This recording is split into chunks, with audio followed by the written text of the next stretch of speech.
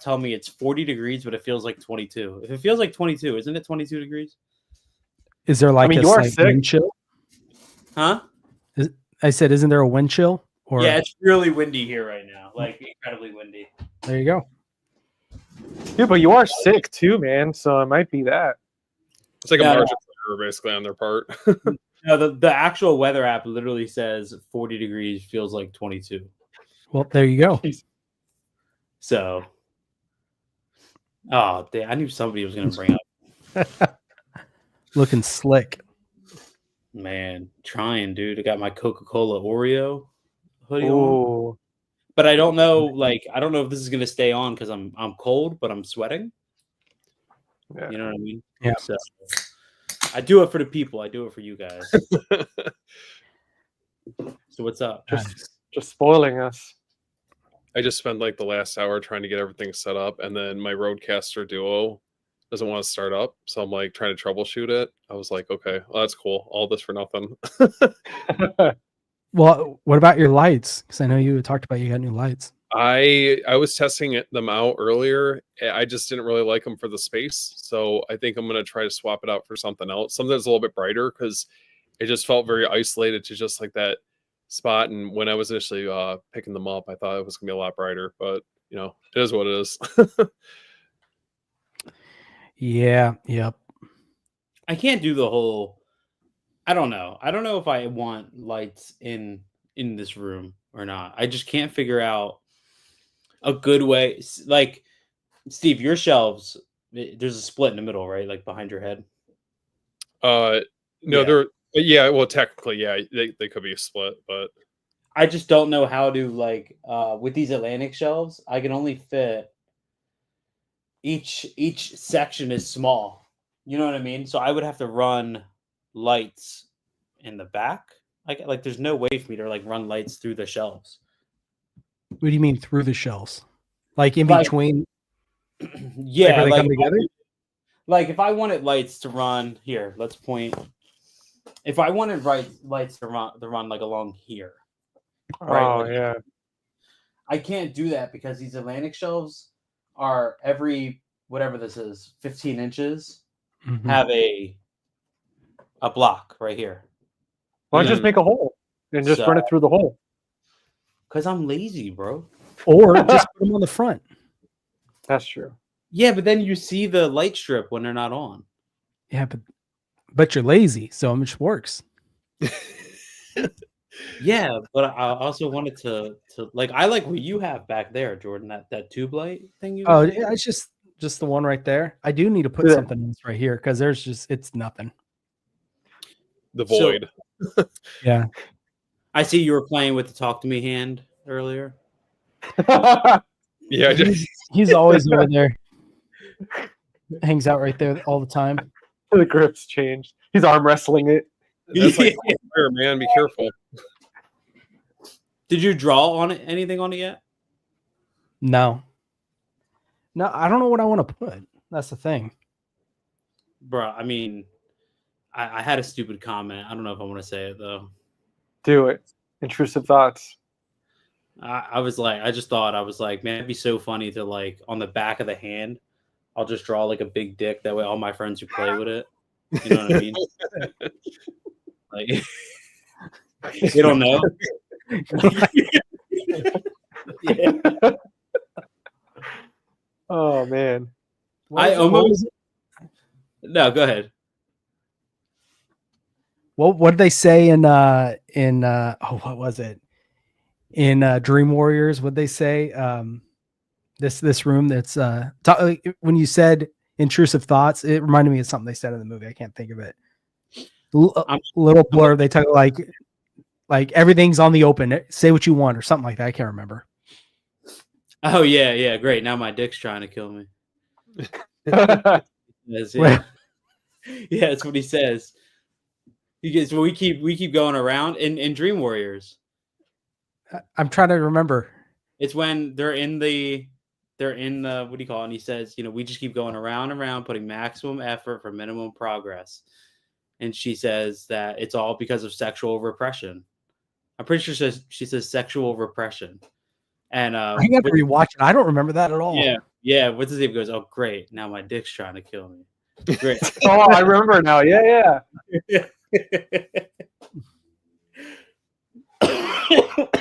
Sorry, I'm gonna be doing that a lot. Sorry. Jordan, if I see red eyes from that dark corner of your freaking bookshelves, man, that's gonna be crazy. Let me here. I'll set the mood.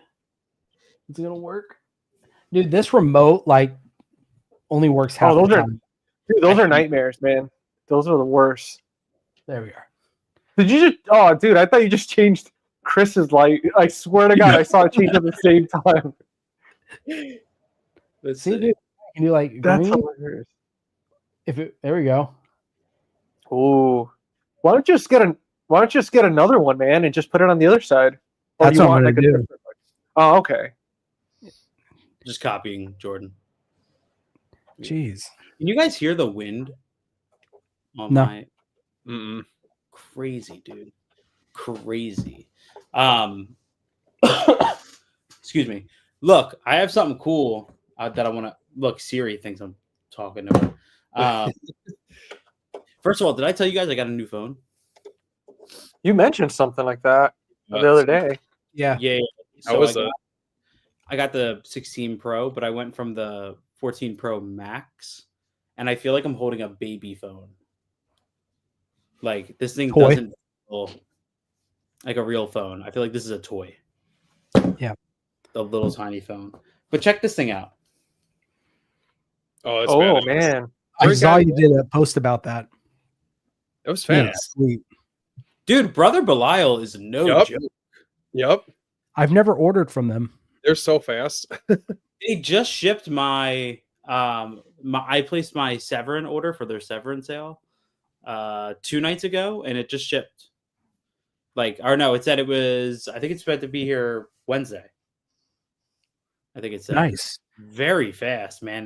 This is the second time I'm ordering from them, and I'm probably going to order from them more often. I feel like them and Atomic Movie Store are pretty quick about like shipping items out or like, whatever I'm ordering. But I got Madman on 4K through Brother Belial. I never heard of him. I remember it was like at my doorstep in like only a couple days. It was so fast. Nice. Yeah. Well, Severin's like that with me because they're like one state over when they ship out from. So like the 2 that I ordered, it's supposed to get here Tuesday. Oh, yeah. They're in Arizona, right? Yeah.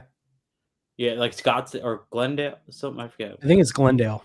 Glendale? Okay. Mm-hmm. I picked up some good stuff from this Severin sale that Brother Belial was having. So I'm curious if anybody knows any of these. So I got Out of the Blue.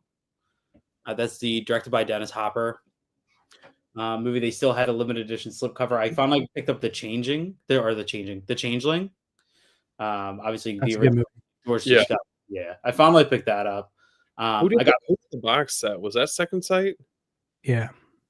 Yeah, is that one you're still looking for, Jordan? No, I got it. I got that one a few months ago. Oh, okay. That's a good one. And I think who else did it? Didn't Criterion do it? Was it Criterion? I don't know if Criterion did it. Someone else did it, and I can't remember. Was it Sever? I don't remember. I know Severin did. I think the first big set of it. Maybe that's what I'm thinking of then. It's the cover with the hand and the ball in it at the bottom of the stairs. Yes. Yeah, that's Severin. I also picked up Zombie 4. I'm trying to finally have all of those. I picked up Skinner. Steve, have you seen that one? I haven't. I've heard of it. Yeah. Isn't that about the that serial killer or something like that? I've heard of it too. I don't know. I've only heard like how notorious it is. Mm-hmm. I picked up. I got Lucio Fulci's Enigma. That's one I've never seen of his. It's not like peak Lucio Fulci, but it's still a fun watch. I feel like you would dig it. As long as it's better than Demonia or Demonia, however you. It is. Okay, good. All right. And then I got Revenge of the Living Dead Girls from them. Hoping to one day have a complete Severin collection, but we'll see how that. Yeah, that's a lot. We'll see how that Are happens. you gonna get that new box set? The House of Psychotic Women. yeah.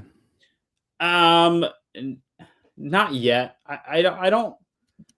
I've slowed down with like ordering their stuff immediately. Mhm. I did get In My Skin. That's one I want to get. Yeah. Okay, so is that like, because I've never seen it, is that worth a blind buy? It's really gross. Okay. It's really gross. How gross are you talking? Like, what's comparable? It's been a long time. I'm pretty sure most of it takes place in one location because she kind of starts like tearing herself apart in her own apartment. That's kind of what I remember for the most part. Maybe. So I got the web store exclusive with the vertical or with the oddly cut slipcover. Okay, I'm looking at it right now. Yeah, it's like the slipcover is cut along. There's like a slash and blood on the front of the slipcover. That's where the slipcover, or that's where the box comes off, and then the movie's on the inside. So Okay. I picked that up, but I don't know. I don't know if it's a streaming on anything. I don't remember it.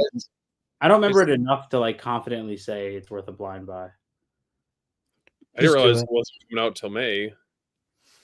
Yeah, so if you order from their web store, they ship out about a month and a half earlier than the street date. Oh, okay. Yeah, that's the advantage of ordering things from their site. They'll ship out. So if that's end of May, depending on if all production stuff's okay, they'll probably ship out beginning of April. Okay. And then like Amazon and other retailers will get it end of May. Yeah, it says we anticipate web store orders late March. Mm-hmm. So yeah, cool. Yeah, that's the advantage of getting it from the Severin website. But House of Psychotic Women is a really good set. I don't own it, but I've watched all the movies ever in it. It's only 4 movies. I just don't know. Yeah, I'm kind of curious to see how the rest of the year pans out for them, and then maybe during a sale, or maybe if I'm getting some other stuff from them in order to get free shipping, I'll get that. Chris, were we talking about Stage Fright? That we thought that might be a possible title, but I wish they would have the rights to it because I feel like there would be like a higher likelihood of it getting released. But I feel like Blue Underground, I feel like they take their time with anything that they're putting out. Yeah, Blue Underground, they put out what, 2-3 releases a year, maybe? Yeah, it's not much. I mean, they look nice. Yeah, they look really nice. My only like, I don't like the like, let's see. There's something about their packaging I don't love, and I can't figure out what it is. I don't know if it's the clear thing. I don't know. They're like incredibly thick. You know what I mean? I don't know. What do they even have coming? I see that they have Venom, and then let's see if they have any other titles coming up in the near future. I thought they had like a comedy coming out. I want to know, because I don't know for sure, why he doesn't own Maniac Cop 2 and 3. Because Maniac Cop 2 and 3 is owned by Synapse, and then he owns Maniac Cop because he directed it. So that got a Blue Underground release. But they didn't get a 4K, did it? Let me see. I don't remember the first one because I had the 2 and 3. Did those get 4K releases from Blue Underground? Yeah, they're nice. Oh, they did. Oh, they did. Oh yeah. He doesn't own the first one. That's what it is. I guess because they only put out 2 and 3. I will say their release of Zombie might be up there, like as far as like 4K releases. That's one that I just every time I watch it, I'm like, holy hell, this looks amazing. Yeah, they put a lot of time and effort in, but I don't know about you guys. Like, I'm a little tired, and I get that it's hard to make new bonus features for older movies, especially ones where there's not a lot of information, but I'm not like an interview guy. I don't really enjoy watching hours of interviews. I don't mind them. No. Depending on, how well they're done, obviously. Yeah. I don't know. Some releases like some releases I pick up, and like, especially I'm not one with interviews for the cast. Like I'm more like Really? I've never been. I could see that. Yeah. Yeah, I've just never been attached to like I don't care what you did in acting before you did. You know what I mean? Like what's more interesting to me is crew career. Yeah. Okay, I get what you mean. Yeah. Because I recently watched rewatched the original Fast and the Furious. Mm-hmm. And dude, the box set that I got, it's like a European one. I've never seen it before. It came with all 5 movies, and I came across it used. I got it. I mean, dude, $250. I couldn't pass that up. So at first I thought it was gonna be region locked and stuff, and ended up working fine. And it had a ton of cool features, which I watched the making of the movie.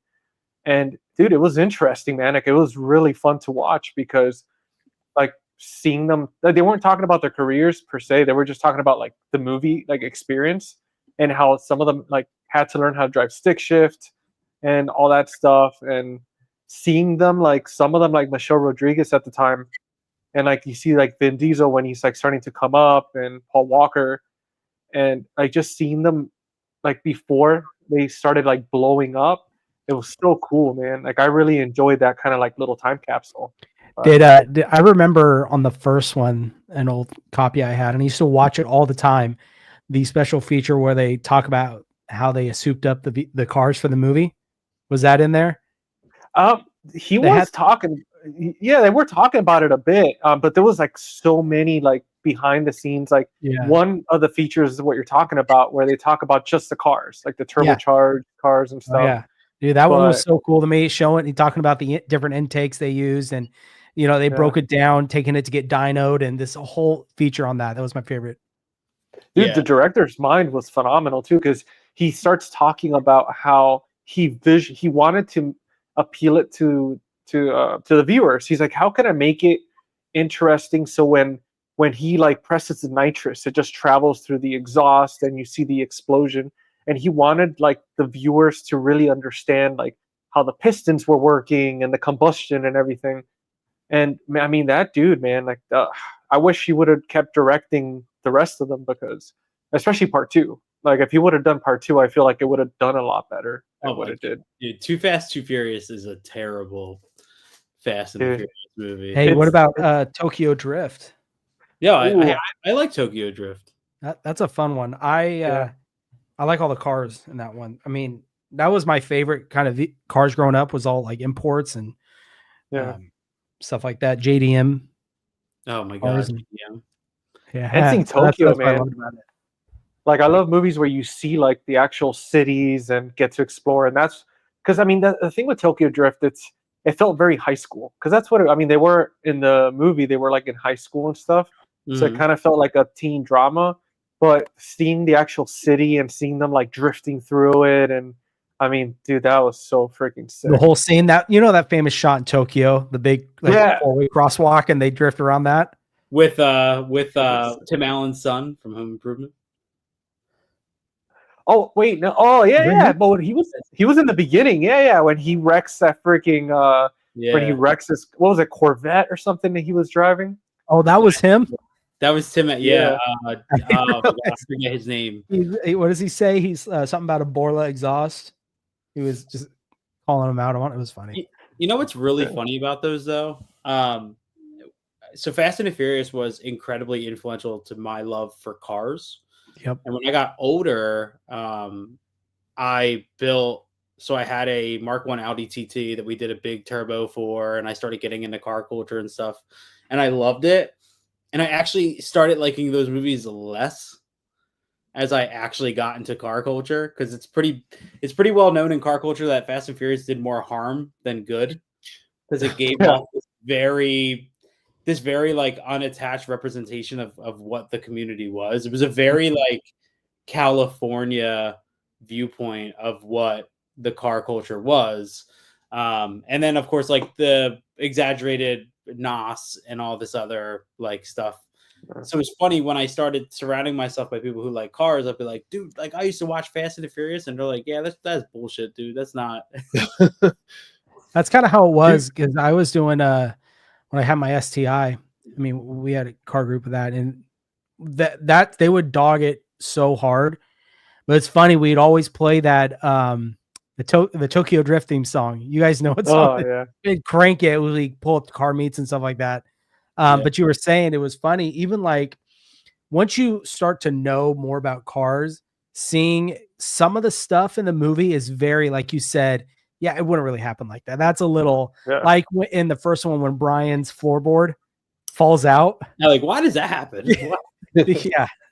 And I want to know, like, what is danger to manifold? Like, why? No, why I don't know. Screaming danger to manifold. Like, I've never seen that error. That cracks me up. It's danger. Goes, shut up. I like Brian saying, I actually think Fast 5 is the best. Fast 5 is good. Yeah. Outside the first one, but I feel like after Tokyo Drift, it kind of becomes a different franchise. So I don't really attach them. It's like Jurassic Park, man. It's like the original, the first three.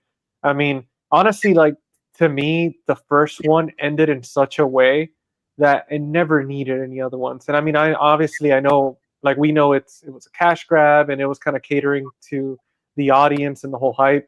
Because the thing is with the first one is that the director actually used like all the cars, like those hundreds of cars at the meets and at the races were actual people. They were all extras that some of them didn't even want the money. They just wanted to be a part of it. Mm-hmm. And they had consultants that were actual people that would like street race, and they were taking the cast with them and kind of showing them the underground stuff. And even though like a lot of it was exaggerated, it was cool that they really tried to incorporate the community with the making of the movie. I mean, like the car, like the Honda Civics going underneath the 18-wheeler, that was such bullshit. Like you could tell it's lifted. What always kills me too is all the Honda Civics that are turboed. And they have that blow-off valve. I'm like, okay, all right. It's funny, man. Rob Cohen has my favorite like director's appearance ever when he shows up as the pizza guy. Yeah. Home pizza boy.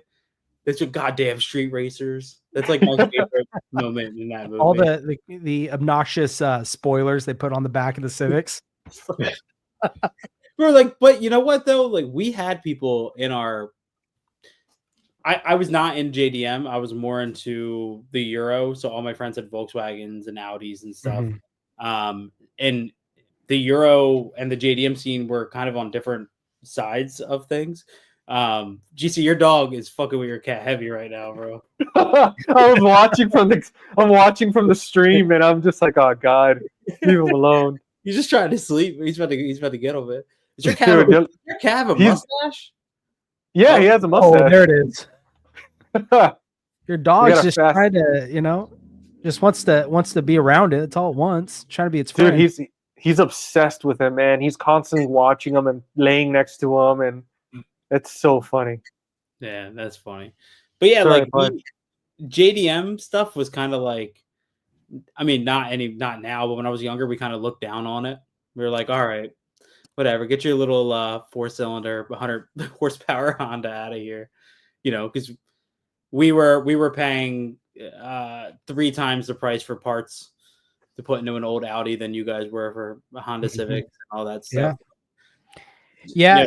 Really, I mean, there was a lot of JDM stuff. Mine was just, like I said, we just had a bunch of Subaru guys. So we had, I don't know, I think it was like upwards. The most it got was probably 20 to 30. We'd pull in on some with Subaru. It was pretty cool. It's a cool time. But it is cool. Yeah. But it got to the point where it was almost like keeping up with the Joneses with them, that I couldn't do it. It got too expensive. Yeah.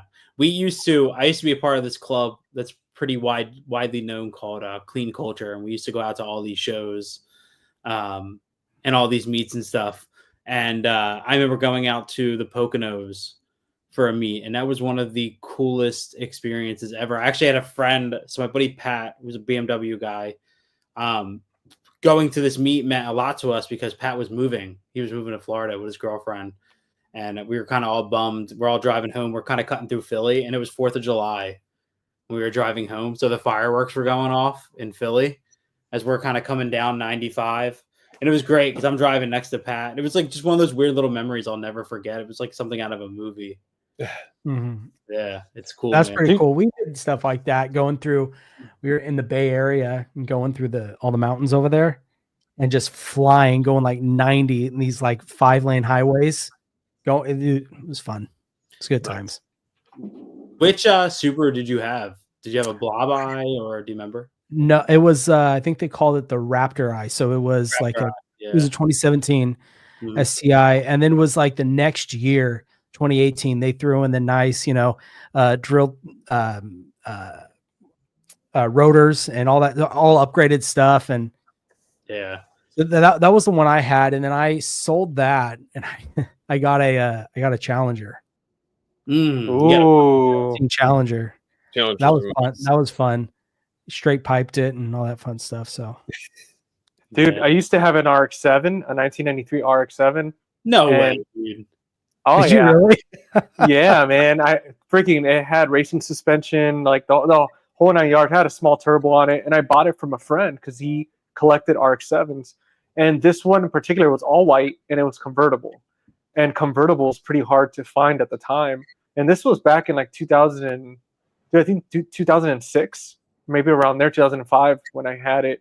And dude, that car was so badass. I mean, it was small. I'm 6'2", so that car was like small, like two people on it. But that car was so freaking fast, man. I love that car. I did not take you as a rotary guy.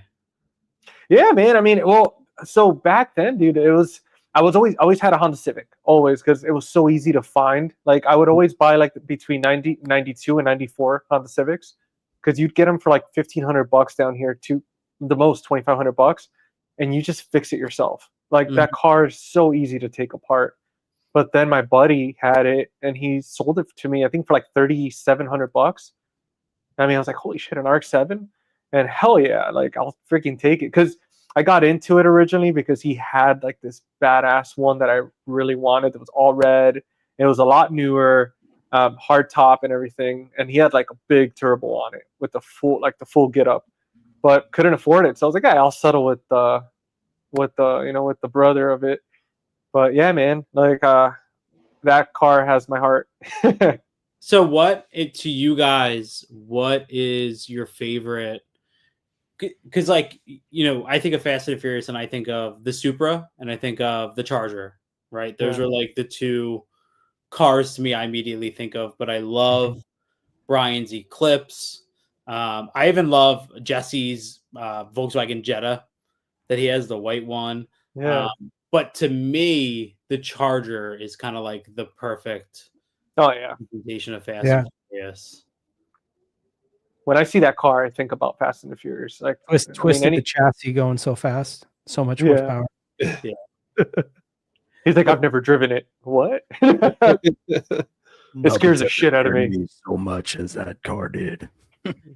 Yeah. I love when he's like, he's like holding his hands. He's like, when I was done, I couldn't feel my hands. When I was done. Yeah, he's like, I couldn't lift my arms. Oh, yeah, I couldn't lift my arms. Yeah. So we watched Gladiator 2 earlier. Has anybody seen that yet? Yeah, I went to the theaters. What's the What did verdict? you think? It was good. I enjoyed it.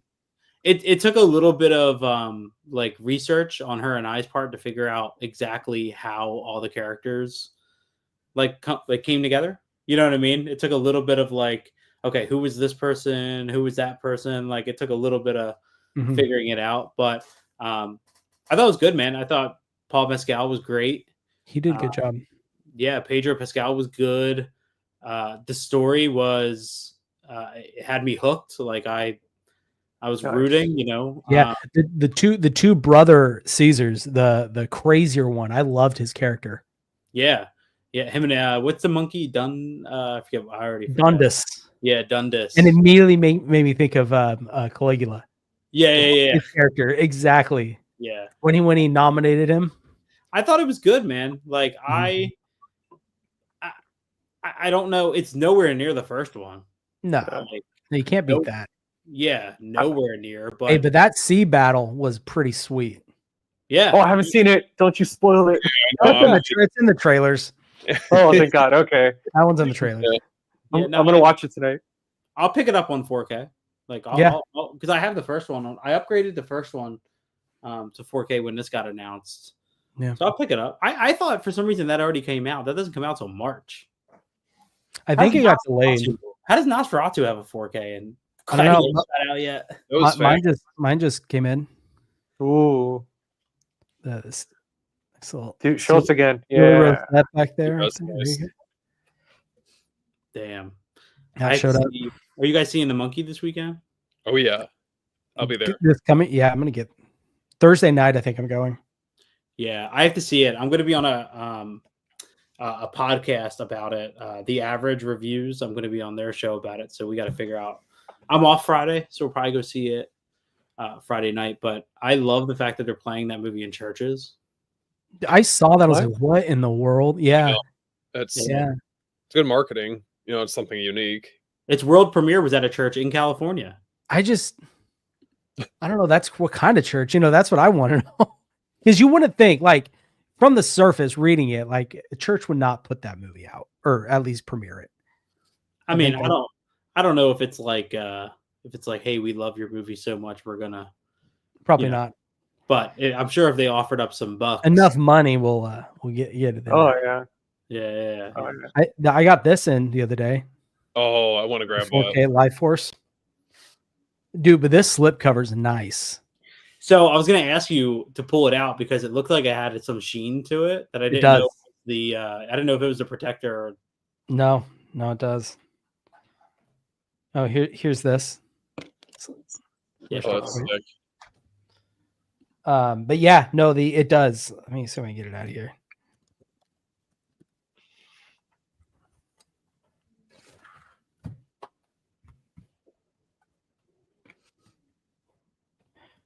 So yeah, I don't know if you can see it. Oh yeah, that looks. Oh my God, that looks. That's good. nice, dude. There we go, right there. Oh, that's wow. You did a nice job with that. Yeah, no, it looks good. I haven't got a chance to watch it yet, but no, it looks really sweet. Definitely tempted because the director's cuts in 4K as well, right?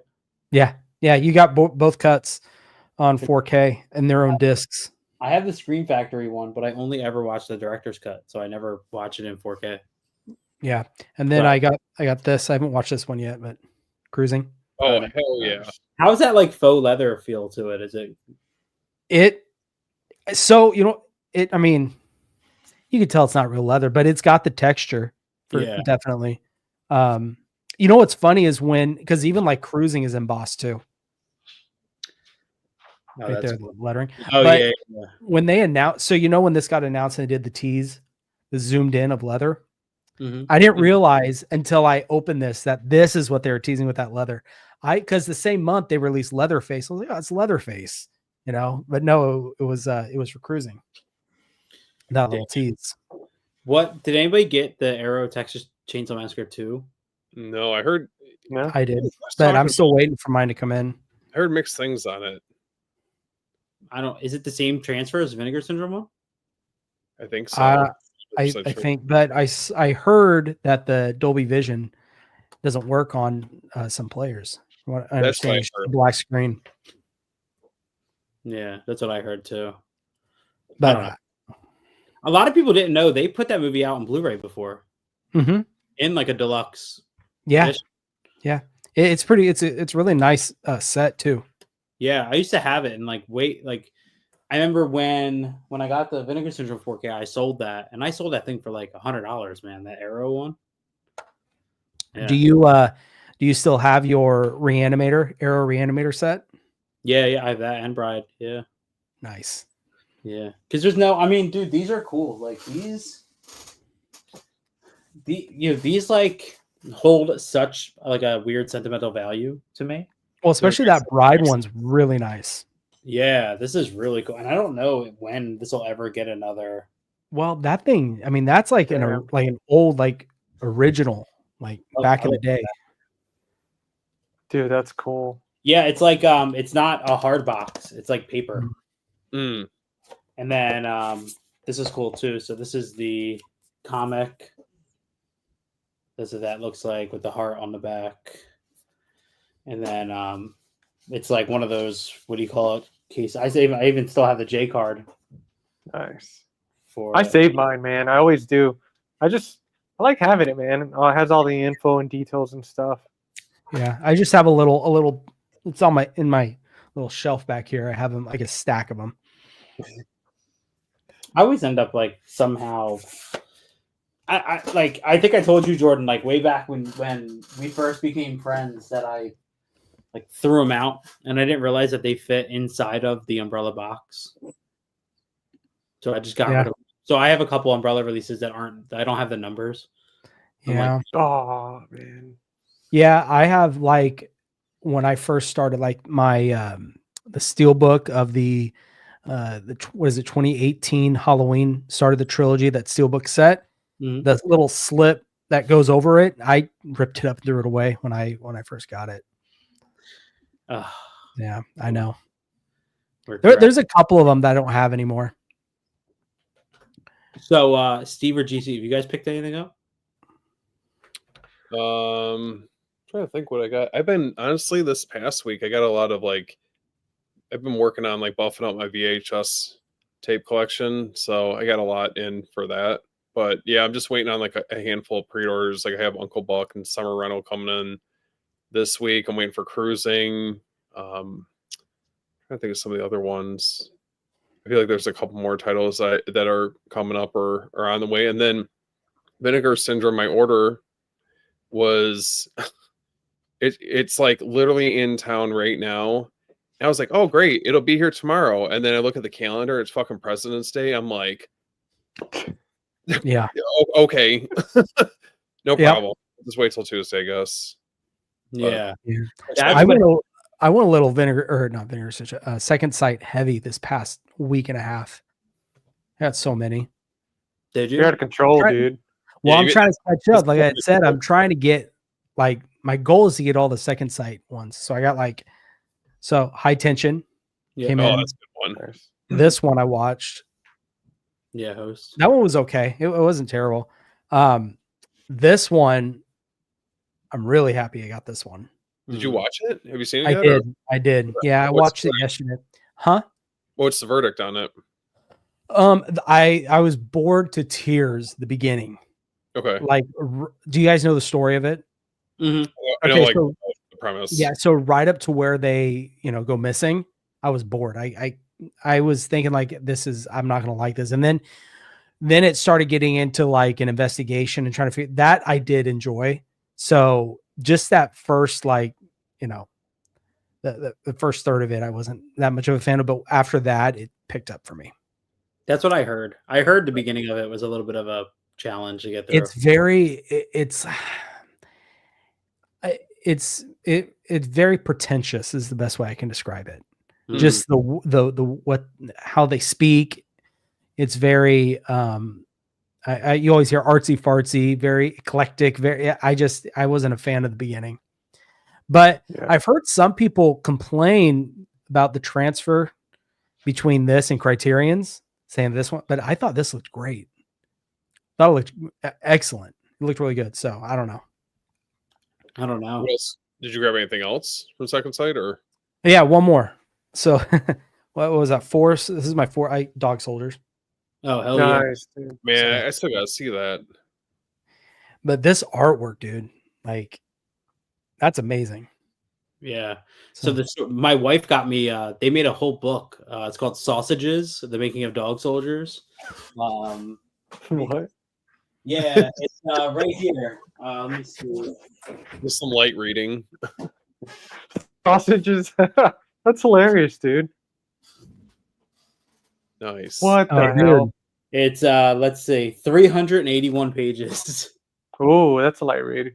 Yeah. Nice. So, did anybody ever get, and I never seen anybody talk about it, the Arrow book for the Blair Witch Project. The Arrow. There's an Arrow book. I have it. 1 second. Whoa, what? Dude, the dog sold. Oh, go ahead. The dog soldiers. It's funny. Like a few months back, I came across the steelbook for the DVD for $250, and I didn't pick it up because I didn't know anything about that movie, and now like I'm kicking myself in the ass for not picking it up. I mean, it was a DVD, but the steelbook was badass. Oh, that's cool. I've seen I've got it over at the movie room. He has them, and it's a book by Russ Gaum, and yeah, it's just talks about the movie America Summer '99, the '90s, the back chapters, old school, the Haxon 5. Dude, I thought the same thing, Steve, with you. I bought. Yeah. So somebody had hit me up on Instagram because they got me a popcorn bucket for the monkey. Oh. And because there's no AMC like close enough to me to even try to, and for some reason around my area, I don't seek out a lot of the popcorn buckets, but the ones I do want, every 15 of them I can never get. Yeah. So I was like, I don't want to risk it. I was like, let me post on Instagram, see if somebody can get it for me. And somebody did. And I was so excited because he was like, oh, it'll be there Monday. And I took off tomorrow. So I was like, hell yeah, I'm so excited, man. And then, yeah, I was like, oh shit, tomorrow's a fucking holiday. Damn. Fucking presents. Dude, and he told me that popcorn bucket's, he said it's not cheap plastic. He said it's heavy as hell. Ooh. Didn't they do that for Nosferatu? Was it AMC?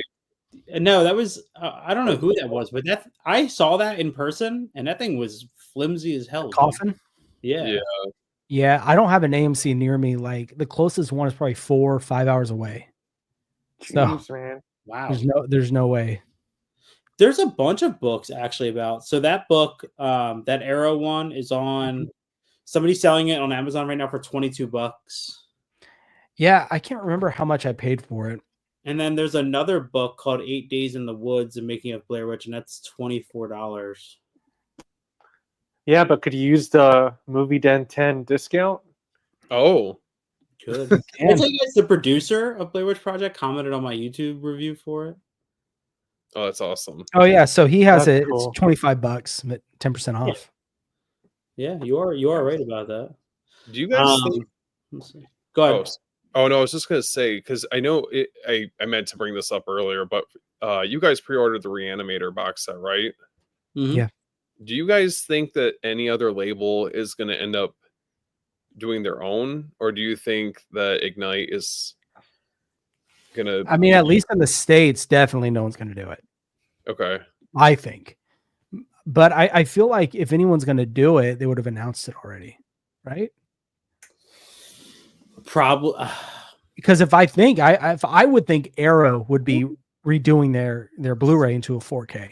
That's kind of what I initially thought was going to be the studio who released, or like the label. Well, I mean, was released. You know what's interesting because I couldn't remember when I read the Stuart Gordon's book. He had no mention of who produced Reanimator, right? He never mentioned it. What happened that I missed? Nothing. You didn't read the comment? No. Oh, dude. Oh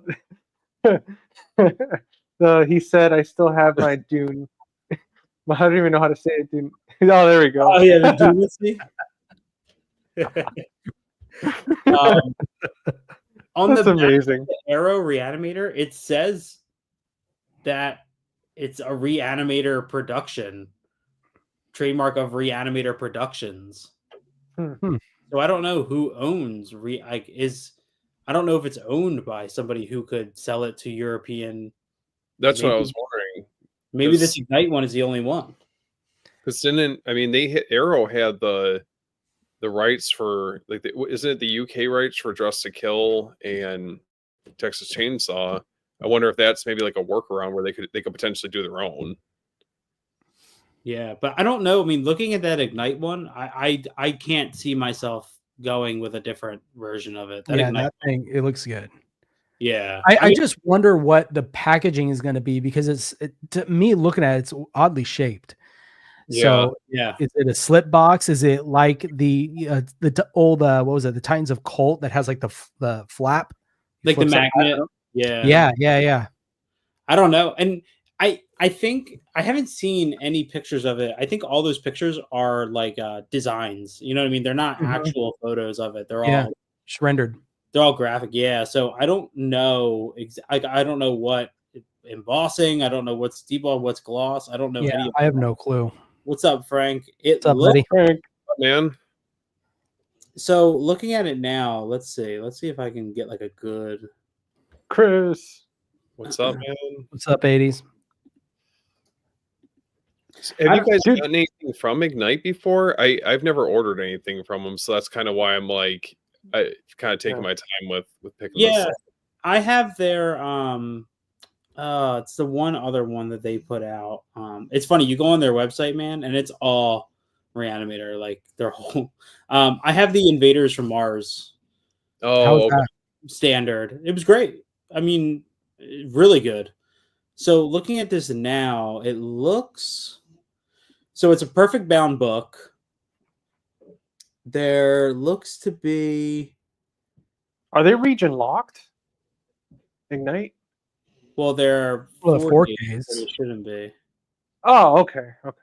But it says here it's a web store exclusive through 2025. So, and then it says 150-page hardcover book. And then it looks like the art cards are housed in a envelope. You said through 2025. So is that saying they have like an exclusive rights for this movie for the year, and then next year other labels? I mean, I don't know. That's what it says. It says the new 40th anniversary 4K UHD is a web store exclusive, available only at Ignite Films through 2025. So, or maybe it would be carried through like other stores. Yeah, I mean, definitely could be. It's so open-ended. Yeah. And the other thing that they haven't said is the integral version on 4K or not? Because I'm one of the few people who prefer the longer cut of Reanimator. So I don't know if that's on 4K or not. It's just listed under bonus features. Did you guys end up getting the deluxe box set then for it? No, whatever one was $80, that's one I got. Okay. That doesn't come with the little figure or the poster. Yeah. Yeah. There's some cool stuff though. So let's see. So the new bonus features, it's a Reanimator 40, conversations with Jeffrey Combs, Barbara Crampton, and Brian Usna, interview with the editor, which is cool, legacy and impact of Reanimator. There is a look back at Reanimator the musical, which Stuart Gordon did direct for the stage. They have a full bonus feature about the restoration. And then one thing I'm really excited about, because I read Stuart Gordon's book, is that there is a bonus feature documentary, The Organic Theater Company of Chicago. It's a 1977 documentary featuring Stuart Gordon. So, because he started in theater, and so his book's called Naked Theater and Uncensored Horror, because he actually got charged with obscenity, him and his theater group, for the kind of theater productions he was putting on. He was taking like these old, I guess kind of like these old, really well-known plays, and just like making like all the actors would be naked. And he was doing interesting stuff with it that was like drawing in crowds, but he was charged with obscenity. I forget what state it was, but yeah, he was charged and had to go to court for obscenity until it was ruled as art, and then the charges were dropped. So get a physical upgrade with the new Days. I don't know. Does that weeks later I can see? Days Later doesn't need that movie was shot on like the way it was shot. It needs to stay. I mean, maybe a Blu-ray, but even then, it might be a little overkill for it. I feel like Now, weeks later, I think that could probably benefit from a 4K, but that's it. I would think. Oh wait, we still don't have. Well, 28 days later, there's a Blu-ray, isn't there? Yeah, there is. Oh yeah, then I don't think they will do it. I personally don't think they will. Well, then you have, because you also have the prequel. You have the prequel Nia DaCosta directed movie coming out next year, or is it this year? I think next year is another 28 Days Later movie. Really, I didn't know about this. Yeah, so it's called something, The Bone something. Now, as far as upgrade, I don't think we'll get like an upgrade as far as like transfers wise, but I can see them repackaging it and putting it back out. Yeah. I guess I can say with the other movies. Oh, they'll definitely do a box set, man. Like they're gonna milk it. So it's called 28 Years Later, The Bone Temple. It comes out January 2026, and it was directed by Nia DaCosta, who made the Candyman sequel. Okay. Cool. So Okay. that's already, and that was written by Alex Garland. So they're definitely planning. I'm sure something's gonna happen. You know what I mean? They're putting a lot of attention on that franchise to put out 2 movies, sort of back to back like that. Yeah. What do you guys think about Linda Cardellini as Anne Voorhees? Man, I just want that show to happen. That's why I'm like worried about more than anything. It's just they keep tossing around all this news about casting and production and like these timelines that keep getting moved around. But I just need anything. Friday the 13th, please. Just anything. Yeah. I feel like the stuff I was most excited for. I mean, I think she's perfect casting. I think she would be great. You need to sell like what terrifies me so much about Mrs. Voorhees is that sudden twist at the end of the movie, like when she's talking and she's telling his son, and then you can see it click and you can see sort of a change in her immediately. Then she becomes so terrifying. You need to be able to have both sides of that, but I don't know. Like Brian Fuller dropping out of it, I was like bummed about because I thought it would be great. And then A24 they were involved, but I haven't heard anything about them being involved in it. And yeah, I don't know. I'm excited. She's like, to me, for that franchise, is like Marissa Tomei's Aunt May. You know what I'm saying? I saw that. I was like, what in the world? I feel like the whole time I'm going to be like Velma, right? It's an out left field casting. What was her name from Freaks and Geeks? Yeah. I think she has but I guess they're gonna tell it. I guess it's a prequel, like her. Is it Mrs. Voorhees young, like when Jason died? Well, that's what I wonder. Is it gonna be like as we see her, or are they gonna age her up, give her that look, chop her hair, you know what I'm saying? I don't know. I think the whole show should be the first Friday the 13th, except just from the point of view of everything Mrs. Voorhees saw the whole time. Like her doing 100 miles an hour down that dirt road in that Jeep before she comes across what's her name? You know what I mean? Like it should just be like 8 episodes of her just watching everything that happened in the first movie. It's going to be like In a Violent Nature, but Mrs. Voorhees just walking. It's just Mrs. Voorhees walking.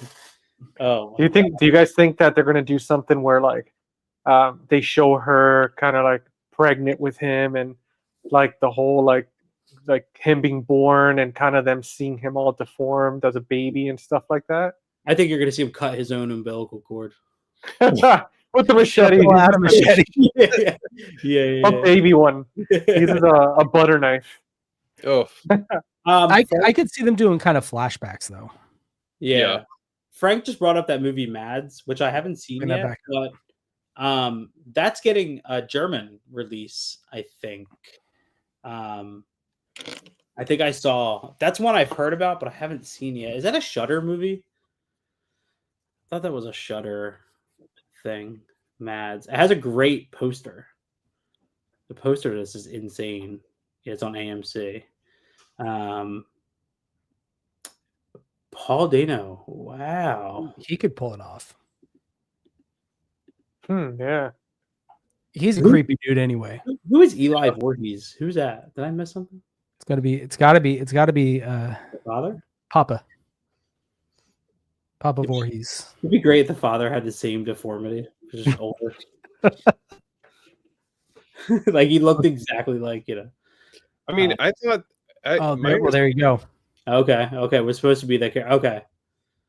Weren't they covering? I felt like from each season, I almost got the impression that they were going to be covering each movie and adding more, maybe like more lore to it. I don't know if that's 100% accurate, if that's what they were actually intending on doing, but I remember hearing something about that a while ago.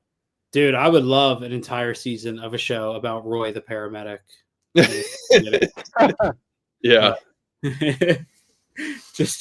I just need one episode to be an endless loop of every time he looks over at a character and they're trying to not ruin that he's the killer the whole entire time. Oh yeah. They're like, it's so great because they're like, oh, there's a madman running around. You just see Roy like look over and you're like, this guy's definitely not the killer. This guy has nothing to do with this. Nothing at all. Dude, what do you guys think they need? Like the remake, I like the remake. I don't like the tunnels. That's my least favorite part. That's I don't like that. The whole of him sharpening the blade, and I don't know, it humanizes him too much for me. Yeah. You know, I like the idea of him as like a monster, as this creature that you know that came out of the lake. With this, it just gives him like, I don't know, purpose, and gives him, like I said, it humanizes him a little bit too much, in my opinion. I'll be honest with you guys. I kind of like, I love Jason Goes to Hell, and I kind of like that idea of it's sort of like I feel like I don't know how to put it. Like Jason Voorhees lives in all of us. You know what I mean? Like that kind of a thing where Jason is not, there might have been a Jason Voorhees, but there's almost this evil pretty much around that whole entire area, like around that lake. And maybe Jason Voorhees is the physical representation of that in some way. I feel like you could do something like that. Or you could just have somebody eat his heart and then his soul gets transferred into them. You could do that too. Well, Movie Odyssey was asking about Mandy. Have you guys seen that? Yeah. I don't. Excellent movie. I don't. That's with Nick Cage. Yeah. I don't know. Like I remember we watched it. I bought it, but I've never watched it again. That was kind of like a one and done for me. Mandy. I don't know if I. That's this one. Manos Cosmatos. He also did Beyond the Black Rainbow. This one. Yeah, that's a good movie. Yeah, I've just never watched it after the first time. There's like that whole let's see, do Friday 13, 824. There's that whole scene when the cult leader is talking, and it's kind of like the 3D colors. It's like the red and the blue because the faces. Yeah. Start to like mend, and I remember I thought I was having an anxiety attack watching that. And then there's this, all I remember is that there's a scene with a tiger. I don't know what the tiger had to do with anything. Oh, it's a metal. but there was a tiger. Man, I remember seeing that movie for the first, because I saw Beyond the Black Rainbow around the time it came out, and it's like an experience watching both of those movies. Like, but it's definitely it's not something I would go back and watch on a frequent basis, you know, but I'm definitely excited to see what he's got in the works. I think he's got maybe like, I think 2 movies he's supposed to be working on in the near future. I actually really like, and it's a shame. It's not a shame. The director's a piece of shit, but I actually dug, oh my God, what's that other Nicolas Cage movie that was in around that time? Directed by Richard Stanley. The Color of Space or something? Yeah. Oh, I enjoyed Color of Space more than Mandy. really? Color of Space? Yeah, I liked Color of Space a lot better. That was a weird movie. Yeah, it was like the thing lands in her yard and then weird. There's some weird stuff going on in that movie. I remember watching that. I was like, I don't know if this is for me. And it felt very like, I'm all for like the like Lovecraftian type films. That one for me just was. Maybe I'll have to go back and revisit it. But Yeah, it was like Opie from Sons of Anarchy lives in the woods. yeah, There was like a bunch of weird stuff going on. So I don't know. Did you ever see, Steve? Did you see Trauma, the Jello I was watching last night? oh yeah, of course, man. Dude, that was great. Like, really, Yeah, it's super. I feel like it's a very underrated Argento film that I felt like got written off. I feel like after a certain point, a lot of his like later stuff kind of got written off. That movie to me, I don't feel like it gets talked about enough. well, this was actually so in that Forgotten Jelly. That's a different Trauma. You're talking about Argento's Trauma. I'm talking about the Spanish. Oh, yes, I have seen that as well. Okay, Yes, yeah, that's good too. dude, it was really, and for you guys who aren't as into Giallos, getting that Forgotten Jelly Volume 1 and watching that movie is actually kind of a good like introduction because it came after the Giallo boom, like after Giallo had kind of died in the early 70s. That this came out, and it's extremely traditional in the sense of like it's a straightforward single location plot. It's basically this writer stumbles into this inn, and while he's there, we know that the woman who's running the inn is a little. We just know something's off with her, and as he's there, these guests begin to arrive, and every night when the guests are there, they get killed. They get their throats slit by a black glove killer using a razor blade, a traditional fold-out razor blade, to kill them. And it's incredibly funny because the movie finds any excuse to make sure that every female character is naked. Like there's a moment at the end. So the first couple that shows up, the girlfriend is stretching nude in the bedroom, and they show this for like 10 minutes. Then there's an older guy who shows up with a prostitute, and obviously we see her naked. Then towards the end of the movie, his wife shows up because she thought he was missing. They hug in the driveway, and then it cuts to her naked in bed. Like, man, they literally found every female character in that movie is naked. It's like a reoccurring thing with a lot of giallos. There's a lot of nudity. You gotta pick and I feel like I have to pick and choose when I'm watching them. Yeah. I feel like, well, the next one in that set was one I never heard of. I think I'm gonna watch it tonight. The Killer is one of 13. I don't know if I've seen it because I know that the Forgotten Gialli box sets, they have a handful of them that I haven't seen before, but that's like half the exciting part about it is just because, you know, there's obviously the more known ones, but then you get an opportunity to dive into these more obscure ones. Sometimes I feel like that there's like some hidden gems out there that at least I've never seen before. Have you guys seen any of the homegrown horror box sets? I want them. Yeah, they look pretty sweet. They're like the made for TV horror Mm-hmm. movie. Yeah. They that I remember kind of not being excited for that when those sets first came out, and then as time went on, I heard such good things about them. Yeah, there was one. I think it was called Winter Beast, and it's the stop motion creatures. I don't know. It sounds really good. Have you guys ever seen? Because I just got this. Have you guys ever seen Flesh and Blood?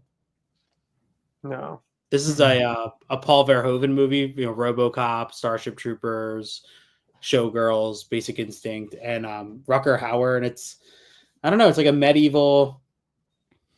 I haven't watched it yet. I just didn't know if you guys. I feel like Paul Verhoeven gets a lot of attention, deservingly, but this is one movie of his I've never heard anybody talk about. Yeah, I've never heard of it. Yeah, Cape Light put out this Blu-ray, and dude, these Cape Light media books are so cheap.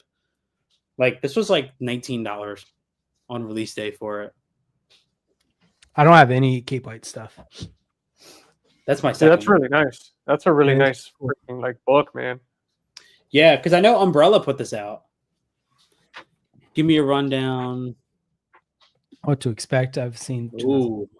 Dude, expect awesomeness because the franchise is phenomenal. As it goes on, it gets crazier and crazier and Yeah. more fun.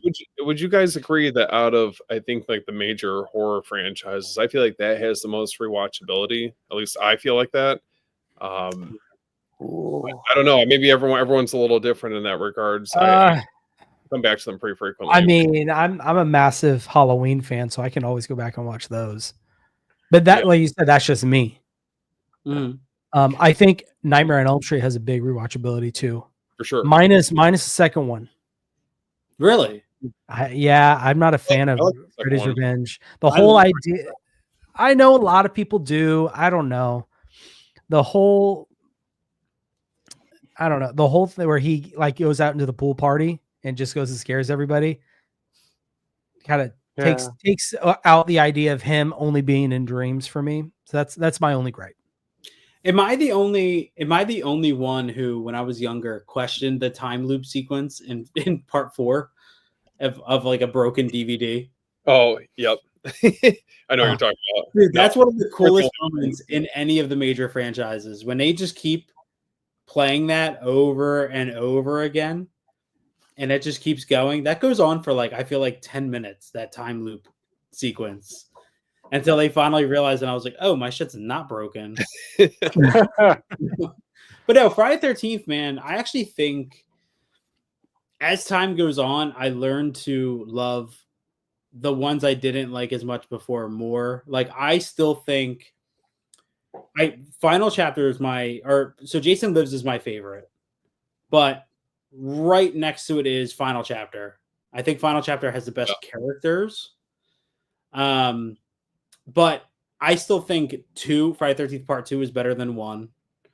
The first Friday the 13th to me is like 4th in my ranking. Friday the 13th Part 2 just does it all better. It just kind of, which is what you would expect from a sequel. You know what I mean? Do it better. And it did. I just absolutely despise New Blood and Jason Takes Manhattan. They're just the only two I can never get into. What about 3? Yeah, I like 3. Yeah, 3's up there for me. I like 3 a lot. Jason Goes to Hell is the only one that I feel like I have a tough time revisiting. And just because I feel like I had seen it like the least amount of times compared to the other ones. And I feel like that's one that I just need to kind of like go back and like, revisit, rewatch, kind of try to like develop a greater appreciation for it. Because I think as a whole, I don't know, you could take something away from any of these movies, and I feel like they're all pretty solid. I feel like Jason Goes to Hell is going to have a revival, especially with that documentary coming out, and the Arrow. I think you're going to see a lot more people talking about it, because I think Jason Goes to Hell is like a massive swing, and I don't think it hits everything it intends to, but there's so much cool stuff. And it has, in my opinion, the best kill in the entire franchise, which is the tent kill. Oh yeah, he stabs a girl in the stomach and rips her straight up, practically in half. I don't know, man. That movie's always been so. When I was really young, the Peter Brack book Crystal Lake Memories came out, and at the time, being young, I would just look at it for the pictures. You know what I mean? Because all the actresses every photo they had of them, they were naked, or it was like and I was young. It was like an image by image of the kill scenes. And that Jason Goes to Hell kind of felt like the forbidden one to me, because I didn't have much access to it. So I watched all of them, a whole bunch, except Jason Goes to Hell. And when I finally saw it, I was like, oh man, this shit fucking rules. But like the idea of Jason's not in it, I'm like, yeah, it's different, but like to me, it's kind of like the Halloween Ends thing. Like, I still love Halloween Ends. It was at least I can appreciate it. At least they tried something different. Halloween Ends wasn't terrible. No. Halloween Ends, in all accounts, is an incredibly well-made movie. Like, that movie's incredible. Like, I watched it on its own not too long ago. And I was like, man, this movie works. It holds up by itself. Yeah, I was like, this movie, and I still think it's better than Kills in that trilogy. But yeah, well, Kills, that the beginning is my favorite Kills. I mean, I think most people, when he escapes the house. Yeah. But other than that, it just kind of dips for me. Yeah, I got a question for you guys about like these franchises, right? Because so we all know that Freddy Krueger was brought back by the Dream Demons. So what if somebody did a movie or something, or did this backstory where Jason and Michael Myers were also brought back because of these demons as well? You know, because it's like that's one thing that we never know. I mean, I know at least with Jason, it's like obviously with everything that happens with this guy, it's like even to the point, like you said, Jason goes to hell where he's not even there, but his presence, his evil presence, is still there. It's like, what if somebody did a movie where it's just that point of view, where it's like you see these demons kind of like going through and like kind of talking to them or bringing them back or something. Talking bringing them back, like Freddy versus Jason versus Michael. Well, no, it's just more like kind of like a prequel, kind of like seeing that moment, like what brought back Jason in part 2, or you know what brought back Michael Myers, kind of like how we saw in the movie. I forgot which one it was with with Freddy, where it shows like when that house, that place is burning down, and then the demons visit them, and they're like, "Hey, we could make you immortal and stuff." Yeah, well, technically, I mean, if you want to look at it from a technical point of view, Jason's alive for the first 4 movies. He never technically dies. Well, until the end of final chapter, and then he's brought back to life in Jason Lives resurrection style, you know, with the pole in his chest and the lightning strike. So I don't know if I wouldn't consider Jason a demon in that way, meaning like he was brought back for something. I think he's literally a resurrection. And then once you're dead and you come back, there's no killing you. You know what I mean? Because then Jason Goes to Hell says that Jason Goes to Hell kind of claims it is a spirit, and anybody who eats his heart, Jason transfers into their body and takes their soul. So I don't know. It's interesting. You got me wanting to watch it again. Yeah. What horror film? Ooh. The most? Is a Serbian film so a many. horror movie? It should be. Well, I would think so, but I've never seen it. That's a movie that I don't have any intention on watching. Dude, never, man. Like I'll never, like you couldn't pay me to watch that again. I know it's a movie, but I know Chris might have a different opinion, but I can't. I don't know. From what I hear, I can't do it. I just tell people to watch it once, you know. Oh, just give it the old one go. Creep you out, or so those are kind of like 2 different things for me. Creep me out, honestly, the Conjuring movies. Dude, seeing the first Conjuring in theaters was so scary when I saw it. I remember going there and someone had brought in like some beer bottles, and was during one of the scenes, it was quiet and you just hear the bottle drop and break. Dude, the whole theater, like you could hear it, the gasp, it went everywhere. That's one of them. But you know, if we're talking like newer stuff, even like the Hell House LLC, the first one, those clowns, they creep me out. And like what's the last one? Origins or whatever it's called. No, something Manor. I have it right here. Well, wait, like the newest one to come out? Yeah. The one where they kind of tie everything together with they give the origin story of the 3 clowns. Oh, yeah, Origins. The McMichael Manor. What? One more time? Carmichael Manor. That one got to me a little bit too. There's a great moment in I remember what my wife and I were watching Hell House 2, and there's a great moment where they're up in the bedroom from the first one, and you see somebody stick their head out from around the corner, and that scared the shit out of it. Dude, another one that really got me was Gonjiam Haunted Asylum. Yeah, that movie's a rough one for me, and you know, it didn't really get me as much until there's that scene where the girl's eyes go black and she does that like chanting whisper. Yeah, that creeped me out. I would say most disturbing. Have you guys ever seen Dead Girl? This one up here. I don't think so. Oh no. No, I don't think I've seen that. Yeah, this is an interesting one. So it's from 2008, and it's about a couple high school kids who come across. Trying to remember exactly. They go to this abandoned hospital and they find a naked girl chained to a table. But she's not dead, and they proceed to kind of like use her like a sex doll almost, and it turns really, really, really like evil really quickly. This one definitely. I think there's more disturbing movies out there, but there's something to. And here's the thing: this movie is not. It's not gross to be gross. Like based on that plot alone, you would think it would be worse. It doesn't go as far as you think, but this one definitely gave me, Dude, have any of you guys saw the movie The Coffee Table, or did anybody guys see that? No? I know what it is, but I haven't seen Or it. Irreversible? Yeah, I've seen Irreversible. So I hear that's really. I've never seen it, but is that a pretty disturbing one too? Yeah, I have. What movies of Irreversible do I have? What didn't I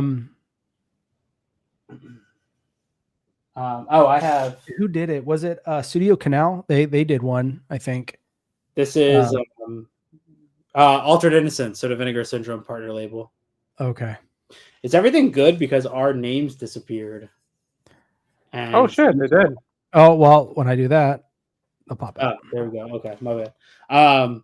Yeah, this I wanted the slipcover for this so bad. Mm-hmm. And I got this. I must have picked this up secondhand because it has a secondhand. It has like one of those stickers on the back.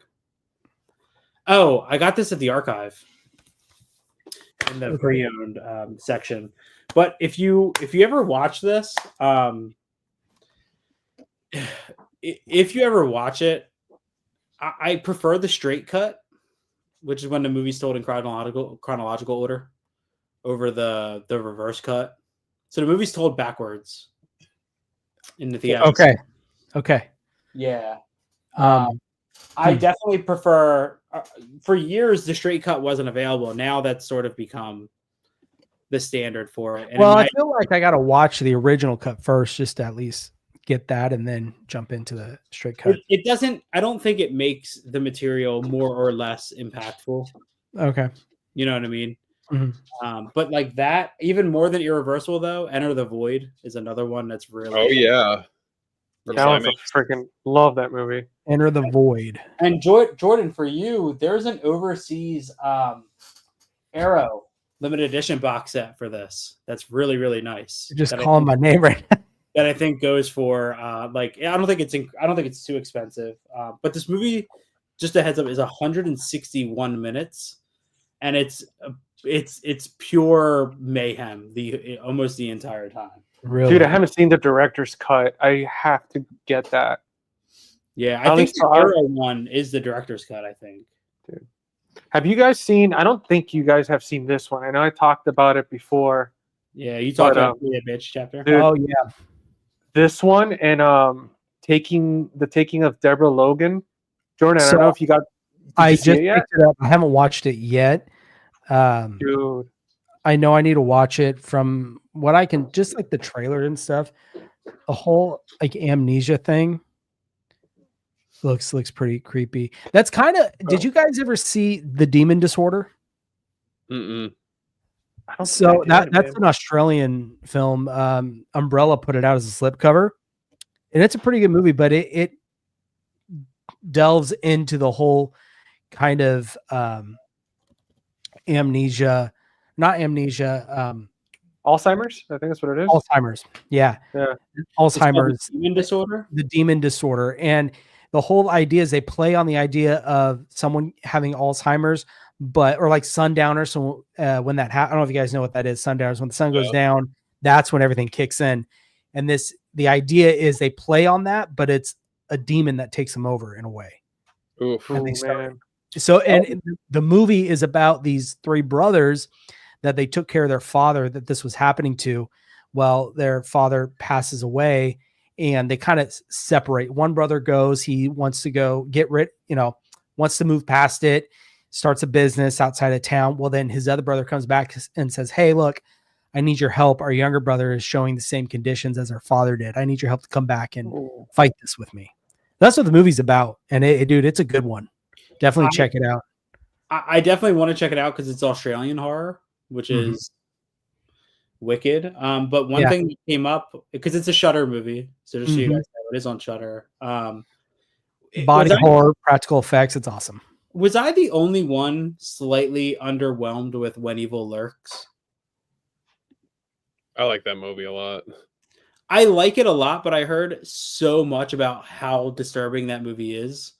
I mean, there's definitely, I mean, that movie from start to finish had me on the edge of my seat, but I don't know if I would go as far as like, I don't know. I get what you're saying. I don't think it's like groundbreaking, but it's a very well done movie though. That's for sure. Yeah. I think the dog scene is the most. Oh, yeah. You know, but you're just waiting for the other shoe to drop. That entire scene, I was like, no, please. And it just kept like lingering and lingering. And then when it finally happens, I was like, I guess I wasn't shocked that was going to happen, but it didn't make it any less startling when it does. But I don't know, with animals, that's one thing that's, especially with dogs. I hate that. Watch. Yeah, I can watch any human do whatever you want. When it comes to dogs, it bothers me. Yeah, it's like that movie. Did you guys ever see Becky? With Kevin James. No. Yeah, so it's called Becky with Lulu Wilson and Kevin James, and Kevin James plays an escaped convict who goes to he left something in this house, and Lulu Wilson, her dad and her dad's girlfriend are at the house when they show up, and basically Lulu Wilson like takes revenge on all of the prisoners that Kevin James brought. And Kevin James plays an absolute badass in the movie, but she has 2 German Shepherds.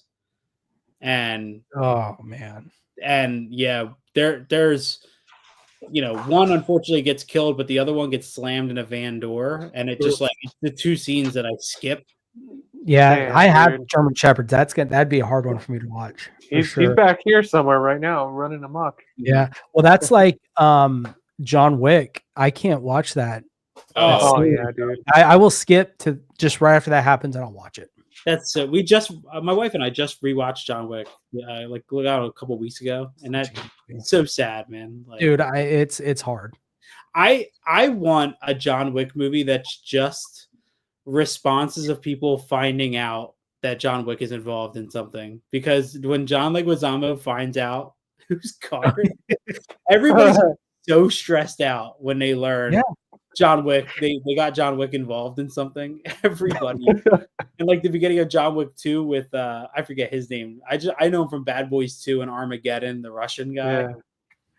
Yeah. Like everybody's responses to finding out he's involved are so good. Just everybody's so stressed out. God, I love the whole with a pencil.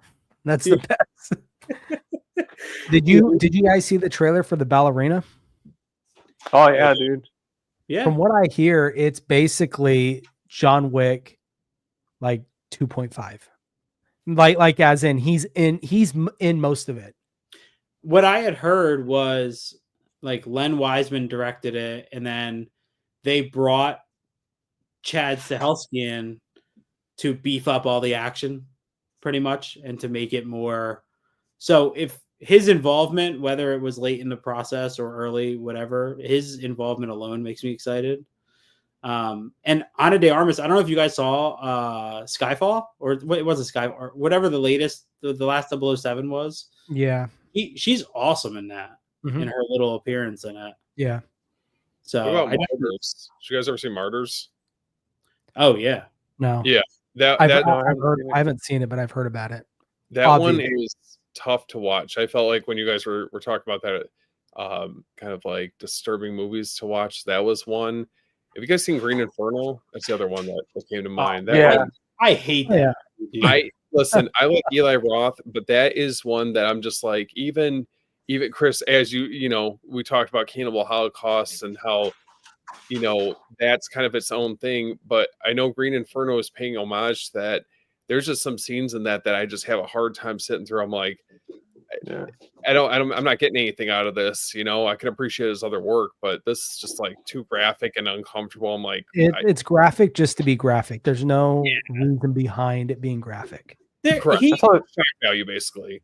Dude, I love Eli Roth. Like, I admire his passion. I listen to his podcast, and like I love what he does. But for him to claim Cannibal Holocaust is his favorite movie of all time and call Green Inferno his homage to that is one of the most baffling things to me, because it's more like a spoof of Cannibal Holocaust for how stupid it is. Like, and it's so, dude, Green Inferno is a million times more violent than Cannibal Holocaust ever gets. You know what I mean? It's almost like it doesn't really, I don't know. I just feel like there's like a fine line with like how violent things can get in a movie, especially, for like the cannibal subgenre. There's obviously going to be a little bit more of that, but like to the extent that movie went, I'm just like, I just don't ever plan on revisiting this. Like, you see it once, and I guess that's, that's yeah. There's a girl, like, she like gets the runs and takes a shit in the corner, and she's like farting. And I'm like, what is this movie? Why is it keeping Spy Kids in this? Like, the guy that he gets, like, he's like on. I remember that they like cut off his limbs, and he's just like screaming, and I'm just sitting there, just like my mouth wide open, and not in a good way. Like, this is, I'm good, Yeah, they like rip. She like pulls out his eye. Yeah, like, the guy would have been dead like 25 minutes ago, and they're just still. Yeah. Just by the limb getting chopped off your artery, you'd be done. But it's you go into shock. It's funny though, because like, okay, you take Day of the Dead, one of like the prime example of like, good special effects, and I can't remember what the guy's name is, but at the very end of the movie, he's just getting torn apart. It's like something like that. It doesn't bother me, but for some reason, it's very unsettling. Like Green Inferno, it's just like, I don't know, just it's. Dude, I think it's because it's human beings doing it. Like, I know, like, for example, when we watch monsters and zombies and like all these possessed people doing stuff, it's expected. But then when you see like human beings, even though they were like a tribe, but you see them doing this stuff, it's just like you see the darkness of like the capabilities of a human being. And I think that's what, like, for me, man, like the movies that creep me out the most is stuff like stuff like this, because it's like, or like the Taking of Deborah Logan, because it's such based on things that could happen, or things like it's so close to home that you're like, holy crap, compared to Jason or something. And also too, like, I think we can see where the intention is. Like, when you watch Green Inferno, it's just there to gross you out, and it's excessive to be excessive. It's not like it's trying to. It doesn't have any deeper meaning. It doesn't have any, because like it takes. This is why I feel like it takes. There needs to be a relationship between your practical effects designer, your makeup effects designer, and the director, because there's a way to shoot violence to make it impactful. And some of the most impactfully violent movies are some of the least, like, dude, check Texas Chainsaw Massacre. Yeah, that's what I was just about to say. Yeah. There is barely a drop of blood in that movie. Well, what Toby Hooper so geniusly did is he left it to the audience's imagination. Mm-hmm. He just let you see a peek. Then he like essentially would close the door, and then they're left to wonder what's going on. And that's even more scarier, because your imagination of how crazy that can get, because you thought you saw what you really never saw. I feel like it's almost like Jaws a little bit to a certain, the build up. And I mean, I don't know. I feel like those are like prime examples of how you don't have to go overboard with gore and, making it disturbing for the sake of like the shock value. You can do it in more effective ways and have the movie just be just as impactful, by being a little bit more subtle. So another example, one of the nastiest like moments to me in a movie is in the Hills Have Eyes remake. And it's when he's fighting Pluto in the house towards the end. and Frodo swings down the axe and it cuts off. It hits like 3 of his fingers, and he pulls his hand away, and there's a little bit of blood, but for some reason, the way it's shot and the way the effect works, I'm like, oh god, everything that's gross in that movie, that's the one thing that grosses me out. Yeah, the 3 fingers, or like even Hostel to me, like took it to when what's that actor's name? Jay Hernandez. Is that his name? Oh yeah, I think so. Yeah, Jay Hernandez. I think right? so. When he's being tortured, I thought it was genius to have him like getting sick and stuff like that from the fear. But when when the guy cuts off Jay Hernandez's like hand, or like kind of semi his hand, he cuts it off, and then there's like a gallon of blood that comes out, and I'm immediately out of it. Yeah. Like at that moment, I was like, I'm checked out. I already, because it was just too much. The Achilles. Oh god. Oh, yeah, that was when I saw that, because that would have been, I think, in high school. I think, yeah. So I remember seeing that, and you're that's at that stage where you're just getting into more the exploitative and the gorier movies that are out there you never knew anything about, and discovering that, I don't know, it was quite the experience. What do you guys think of the Saw franchise? I like it for the most part. Yeah, I mean, cheers to them for sticking so goddamn to the vest with their timeline, like owning that shit. They just like they don't give a shit, bro. They'll go back and forth, and they have no second thoughts, dude. Yeah. Yeah, and some of the best transitions in movie history in those movies. The camera swipes they do is there's cool. a one, I think, in Saw 4 when somebody gets thrown through the glass and then it transitions into the police department. Yeah, it's genius, dude. Like, who the hell did this? Yeah, dude, the way they bring everybody back. Yeah. I actually liked Saw X. I thought that was the most recent one, wasn't it?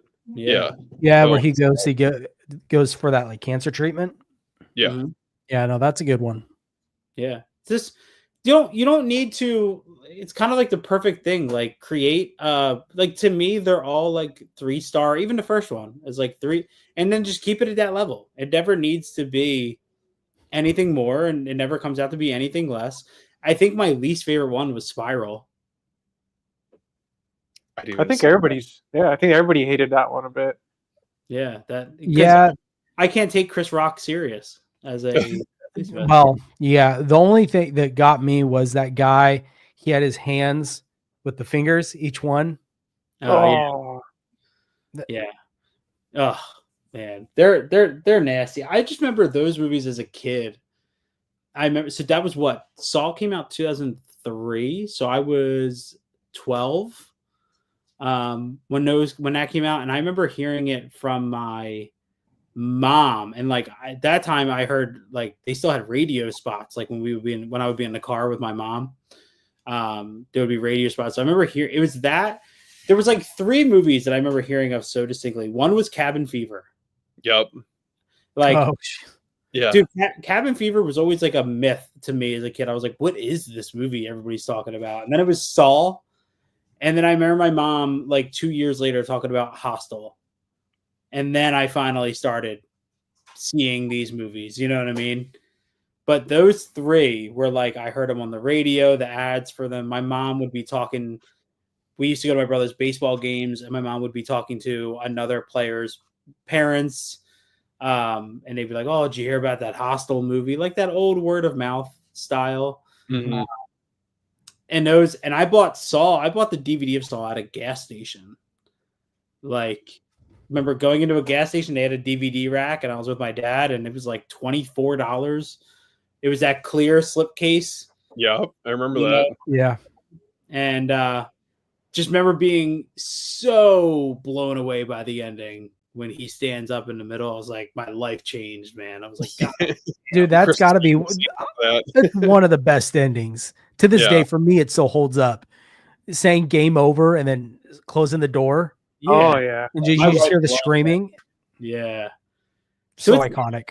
it's amazing that that's still like, I think it has more life in that franchise has more life now than it did, at the tail end of the original, like final chapter, that era of it, because Saw 10 did well. What about the Texas Chainsaw remake? I remember that coming out roughly, I think, about the same time. I just always think of the bus scene. Oh, in the Netflix one?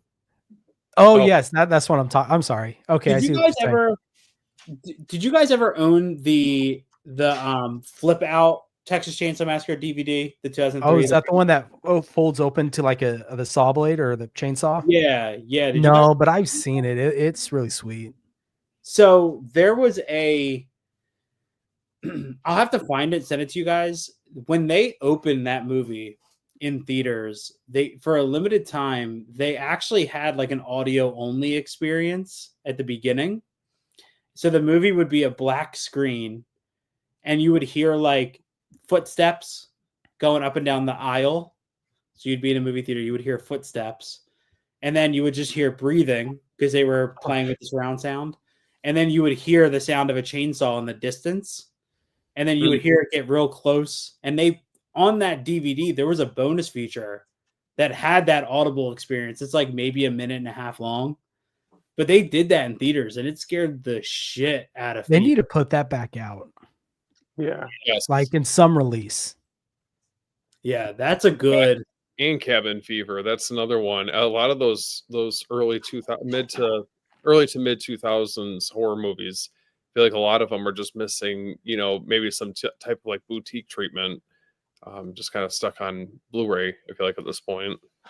Yeah, it's possible, because I don't know about boutique, but at least because like we got Thanksgiving, Eli Roth, might be getting some more stuff here hopefully soon. I wonder who, like, is any of the outside of Friday 13 2009, has any of the Platinum Dune stuff else come to 4K? What else has? Trying to think of what else. All those Michael Bay, I'm gonna have to look this up. There was Friday 13th. There was Texas Chainsaw Massacre.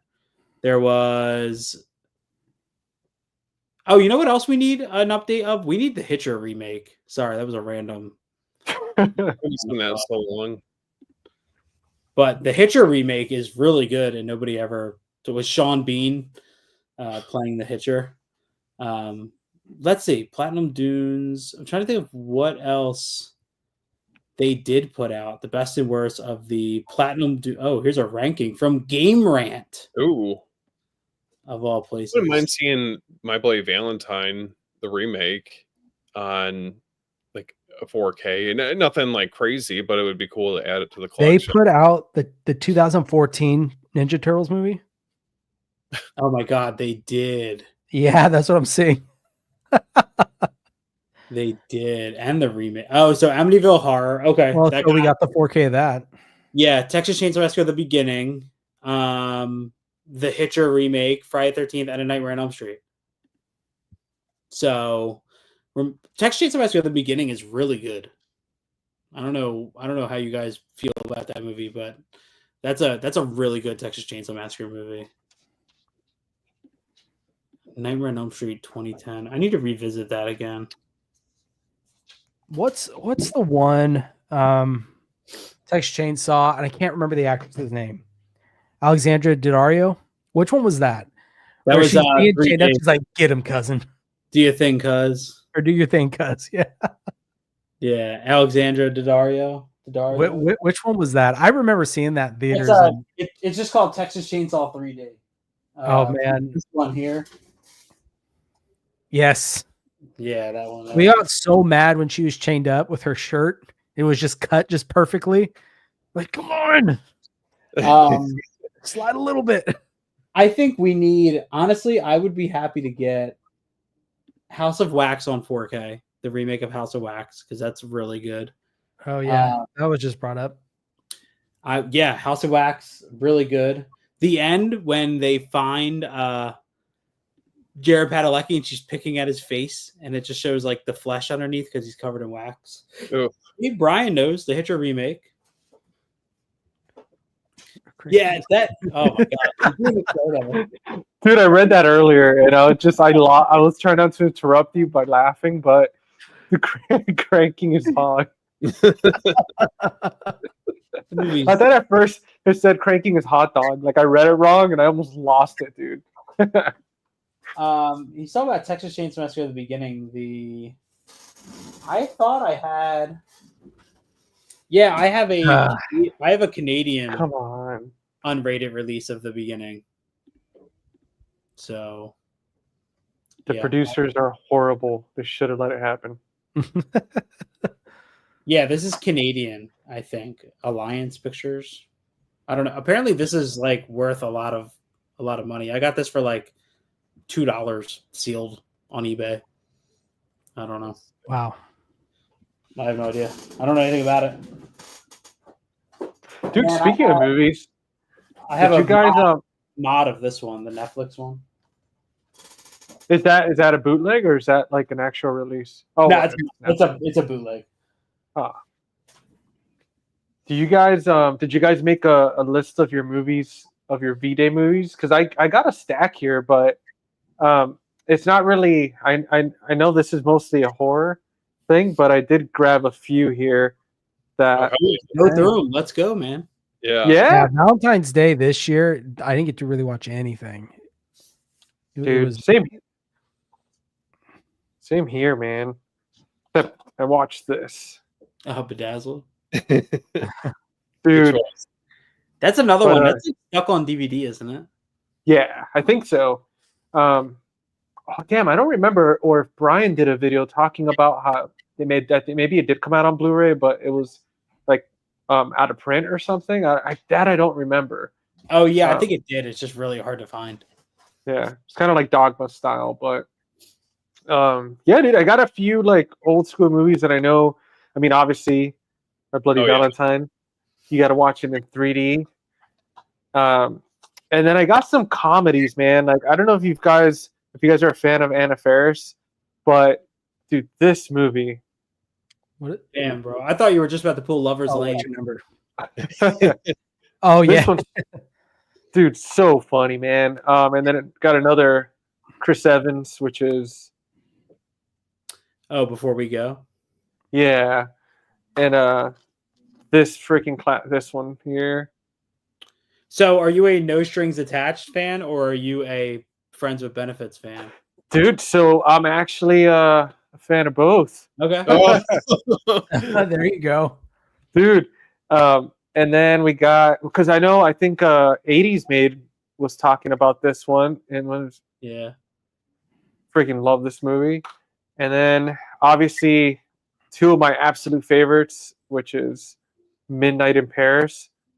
Dude, if you guys haven't seen this one, so damn good, man. I love that movie.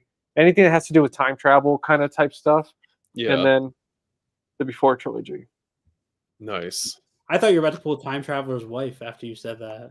Yeah, I don't have that one, man, but it's that's another one that's a good one. Like, I mean, I saw that in theaters. Yeah, did you like it? Bro, that was a long time ago, man.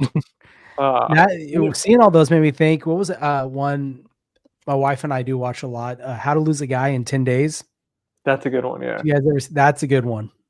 I enjoy that one. My wife showed me some of her favorites. She showed me When in Rome. Okay. That was a good one. I enjoyed that one a lot. And then there's another one. I can't remember, and I hope she hears this and she'll yell it. It's with Gerard Butler and P.S. I Love You, I think. Katherine Heigl. We're like one. No, I know what you're talking about. Hold on, let me see if she's out here. Mega Desk. What's that movie you like with Gerard Butler and Katherine Heigl? Yeah, he's like a bounty hunter or something. I remember something like that. The Ugly Truth. Ugly. That's a good movie too. Yeah, The Ugly Truth. I enjoy that one. That's the one where she's like trying to figure out what's going on in that the UFC, the MMA ring, and all that stuff. Isn't that in that one? I don't know. I don't know if that's that one. Maybe it's a different one with Katherine Heigl then, because no, Gerard Butler's like a bounty hunter, and then he's like trying to like take her in, and she's his ex-wife or something. No, wait, talking about The Bounty Hunter? No, this one's isn't The Ugly Truth like where she's like her ex-husband's Gerard Butler and he's trying to arrest her. Not No, arrest her, but I think you're thinking of literally the movie's called The Bounty Hunter. really? Oh Yeah. man.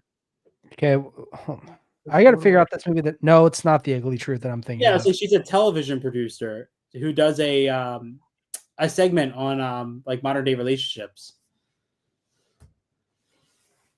That's Ugly Truth. GC's gone. What happened? I don't know, man. Okay, so watch this one. Nice. Yeah, so I figured throw this one into the mix. Oh, there you go. Yeah, so trying to. I'm slowly coming around to that. The Bride of Chucky has never been my favorite of the franchise, but it took me a while to warm up to because I like the first three so much, and I feel like a lot of the sequels I just didn't get into quite as much. But I've been going back and like rewatching them over like the last couple of years to. Dude, Bride looks incredible in 4K. Yes, they did a very good job with them.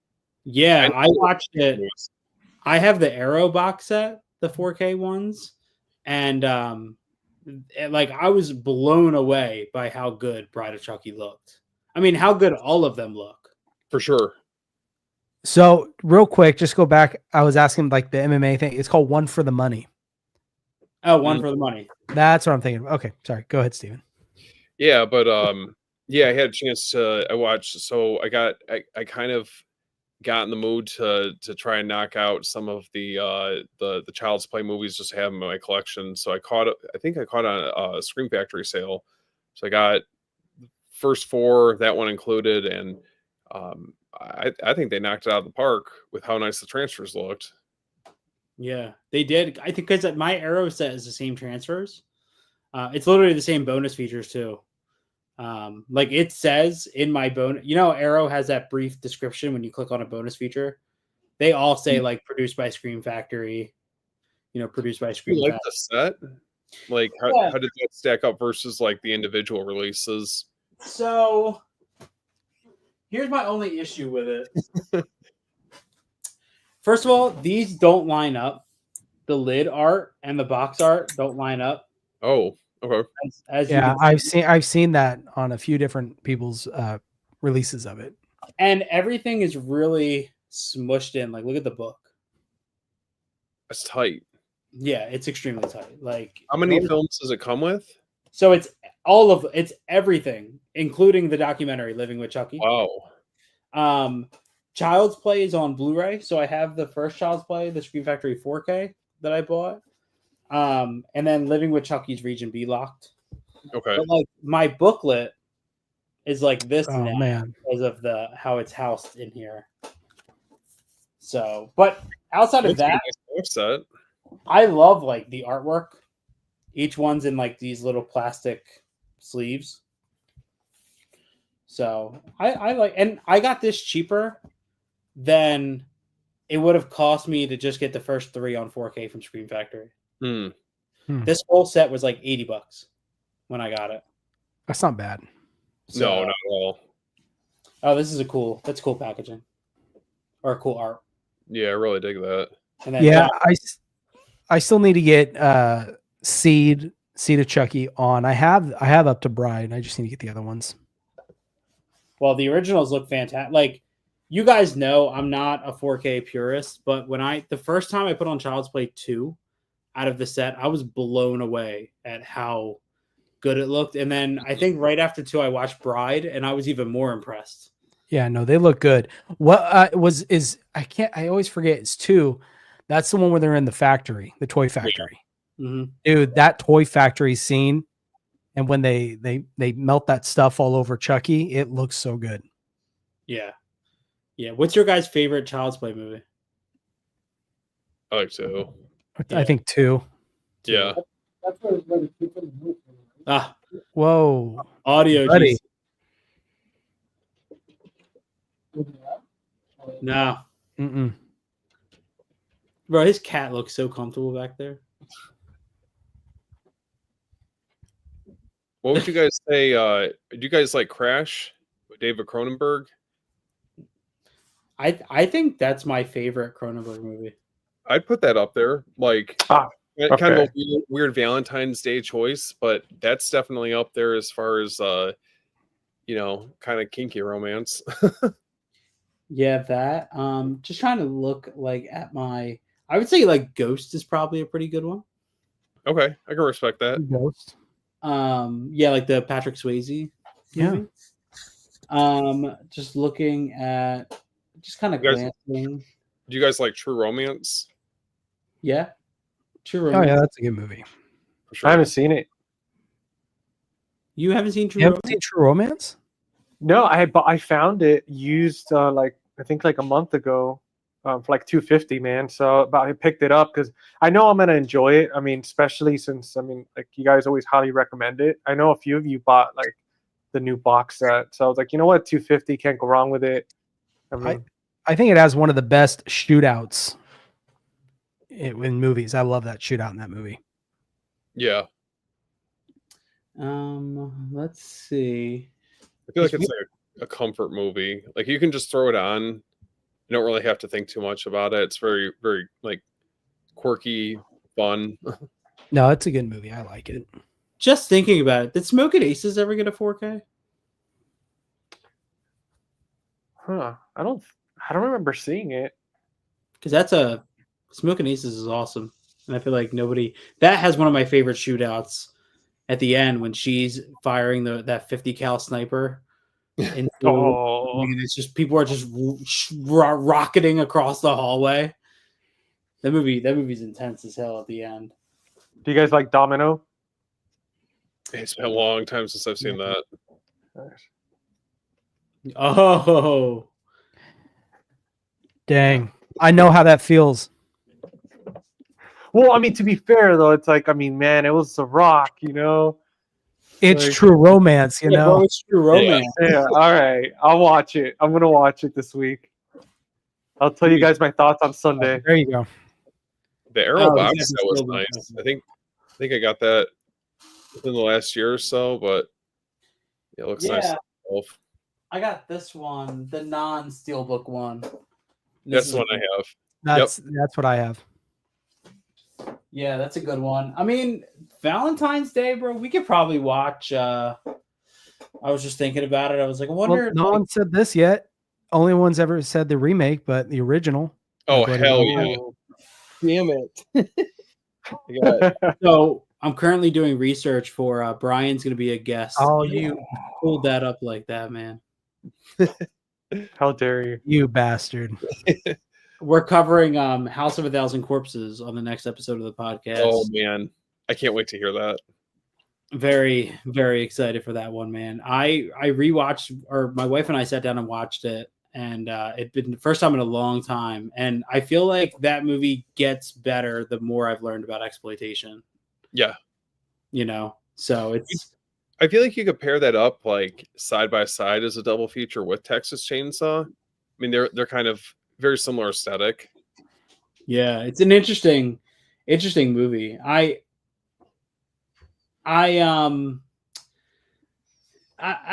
don't know if I'm going to cover the rest of zombies movies on the podcast at some point, because they're so chaotic. I don't know how to. It's kind of like, so Chuck and I were talking about when we want to schedule doing Torso for the podcast. And I was rewatching it not too long after I talked to you, and I was like, I don't know how I'm going to break this movie down because there's so many characters and so many weird like little side things. You know what I mean? Sure. And that's what it's like with House of a Thousand Corpses. When I was watching it, I was like, oh, there's all this great stuff that they shot like on. I thought it was like camcorder. It turns out it's not. It's just, you know, what they shot on a camera and they filtered it or whatever they did. So it was like, I don't know. I feel like sometimes doing a podcast like this, it kind of ruins the fun of the visual stuff because you dive so deep into it. You're like, oh, I thought that was cooler than it actually is. I just hope Devil's Rejects, speaking of which, anyone get the House of a Thousand Corpses box set when that came out? Mm-hmm. I hope they do the same thing for Devil's Rejects, because I feel like if anything, should have like a nice premium box set, like the one that House of a Thousand Corpses got. Yeah. Yeah, I don't know what the difference is. How long was House of a Thousand Corpses, or what was the time in between? Because they did that as an anniversary for House. Years? Like between when they were released? Yeah, so Devil's Rejects I was... thought it was 05. Why does it not come up on... Oh, 05. Okay, so it was only a couple years from House of a Thousand Corpses. 2 years. Okay. So we would have already had that. Technically, we should have had that. We should have that this year if they're going to do... But I didn't think that there wasn't really any, at least I don't recall there being any like build up to that box set coming out. Do you guys remember anything about that beforehand? It was just kind of like there and that was it. Yeah, it was just dropped. Because it's from Lionsgate. What about, have you guys seen The Devil's Honey? Oh, dude. Being a romance? Bro, you guys will never see a saxophone the same way again. Yeah. It's going to give it a whole new meaning. This is one that I feel like can kind of fit that romantic vibe. Do you have the signed Christina Bertolucci card with yours? I don't know if I do. Was it separate? I don't think I do. Let me see. Is that the 4K? Yeah. Yeah, this was... I don't know if it was part of a package or what, but this was part of it. Or the Bianca Marciella, this one here. That's sick. As you guys can see, there's an interesting scene with a saxophone right at the beginning of this movie. It's what is so it? easy, Devil man. Honey? Yeah. If you guys haven't watched it, please pick it up. But you know what's really funny about this movie? It's kind of like the ultimate feminist movie. Yeah. Because it's about a woman who pretty much sexually tortures the man who she claims responsible for the death of her lover. And it's great, dude. Like, so well done. This whole entire movie is awesome. I did watch this past week. I don't know if you've ever seen this, Steve. Dr. Butcher or Zombie Holocaust. Yes. Yeah. Yeah. This was great. Yeah, I feel like it's so I saw that with Burial Ground because I believe who put that out? Was it 88? I think 88. And it was Severin put them out in the US, both of them. Hold on. Let me get it mixed up. Because I have this Burial Ground from last year from Severin. Yeah, so hold on. Yeah, 88 Films did their own separate release. That's the one that I have. But I saw that and Burial Ground right around the same time. And man, Zombie Holocaust is a fun movie for sure. Yeah, that's a really fun. I mean, some really nasty effects. Like I was blown away at how good the makeup effects were in or the gore effects were in Dr. Butcher or Zombie Holocaust, whichever name you know. You don't hear it. I don't hear it talked about all that often, and it wasn't really until I had a chance to see it through that release that made me actually have a chance to like see it in a nice format. And yeah, solid movie all across the board. Yeah, really good one. Jordan looks like he's about to fall asleep. I'm right there with you. Zombie or we hit the 2-hour mark already. That's it. We're losing him. No, I'm good. Time is flying. Like I had no idea it's already been 2 hours. Yeah, it has gone really quick. Dude, every time we get on here, like we're like 3 hours later, and it's like, oh shit. I was trying to think of more Valentine's Day stuff to recommend to people. I don't know. Have you guys ever seen Blockers? That's a good one. But John Cena. Yeah. Yes. Yeah. The butt chug. Yeah, the butt chug. I love at the end when what's his name is like, you know, I don't think those kids were actually chugging that with their butt. I think they were just pouring. And John Cena's like, why would they do something like that? What else could you do? I need to upgrade my copy of The Nice Guys. I'm gonna wait for that second site release. Never mind. I still can't believe they're putting that out. Yeah, it's because they rule, dude. Well, they do, but that's just of all titles that I was shocked. You could watch. Let's see. You can watch Stallone's Lockup on Valentine's Day. You can watch Attachment. Yeah. You could watch Attachment. L.A. Confidential. There's a lot you could watch, I think, on Valentine's Day. Do you think we You could get away Shudder? with calling Eraserhead like an unsettling love story? That's birth control in a visual movie. That movie still, I struggle to figure that movie out. Oh man, I love this one. I felt like it was a little bit of a reach, but talks about parenthood and just Well, when I was watching that movie, I remember for the first time, and the second when his head goes off and it becomes the eraser. Yeah, I was like, dude, okay, you lost me. I don't. What is this? that's the best part about David I Lynch almost films. broke a fourth wall in a weird way. I was very excited that a scene from Eraserhead became like a meme for a little bit. Did you guys ever see that? Well, say that No. again. There's like a meme format for Eraserhead, and it's when the eraser is laughing, and it cuts to him, and he's like just staring at it from a distance, and it became a big meme, like No. on Instagram and TikTok. One that always creeped me out of that movie is that the girl in his heater. Oh, yeah. Oh yeah, Dude, I don't remember the name, but yeah, in the radiator. You think you could watch Stallo on Valentine's Day? Lady in the Radiator. There you go. You guys gonna watch this for Valentine's Day? Dude, that's year round, man. Come on, you know better. Or I know Brian. Oh yeah. Hey, there you go. Are you guys getting the rest of those? The rest of those 88 ones? I'm getting the second one, but the other ones I don't know. Just because they're region locked, Mhm. and so I don't know. Should I, or if I just get them? How did Or the first eventually one when go? I get the So when I hi. get the region free player, how did the first one look? Yeah, I mean, I thought it looked good. nice. Yeah. Unfortunately, I can't watch special features. Dude, that sucks, man. I just got the other ones, not the second one, but the other ones on. I found them used for like $250. So it's like, you know what, man? Like, I mean, maybe I'll do the second one, but the rest I'm just gonna keep Blu-ray. Yeah. What Candyman? Does that count? Ooh. Oh yeah. I mean, yeah, I think so. You I might just did. Spoiler: I just did a video. I did a video. It's coming out tomorrow where I did the 5 more movies based off of real events, and Candyman's in it. Cabrini Green. Cabrini Green. Yeah, man. That's I have the Arrow 4K box set of that. That's what I have. That. The artwork on that Arrow box set is unmatched.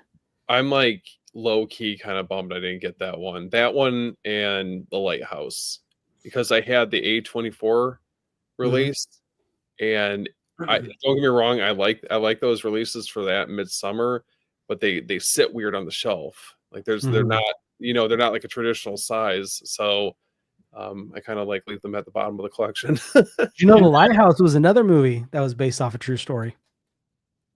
And I'd heard something about that. Yeah, that I did it in my video that's coming out tomorrow. It's pretty interesting. Oh, Dude, release the cut, man. Just do it now.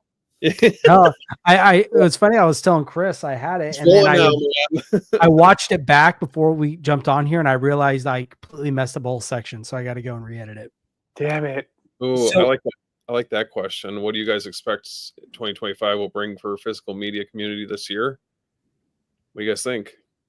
Division, I don't know. Oh, Price hikes. yeah. Oh, don't say that. I just said that because I saw Chase in here. He just did a video on it. I'm just trying to Yeah. stir I the think- pot right now. I think the community is gonna get bigger, man, because like especially with all the price hikes going up with streaming and stuff. And I've been talking to a lot of people lately, Yeah. and they're all like new to collecting, and they're all just asking a lot more questions. And I think the community is gonna get a lot bigger.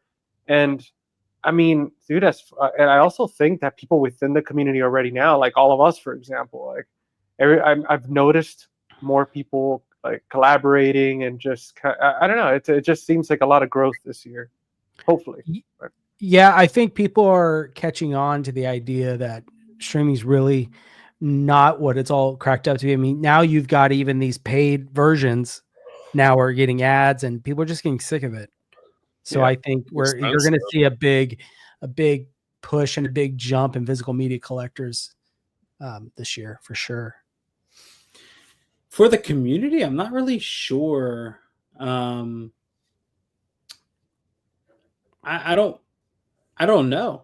I mean, it's kind of hard to I'll be honest, I hate how long in advance we get announcements.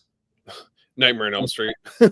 Well, not even that, because like I just hate that like Arrow and all them are announcing like May slates. Well, Umbrella, I mean, I think they're the biggest one. Yeah, like I don't want to, like, I honestly, like, I miss when it was like, oh, like Arrow was always like, hey, here's 2 months from now. Umbrella, it's like, what's coming out in October and it's June.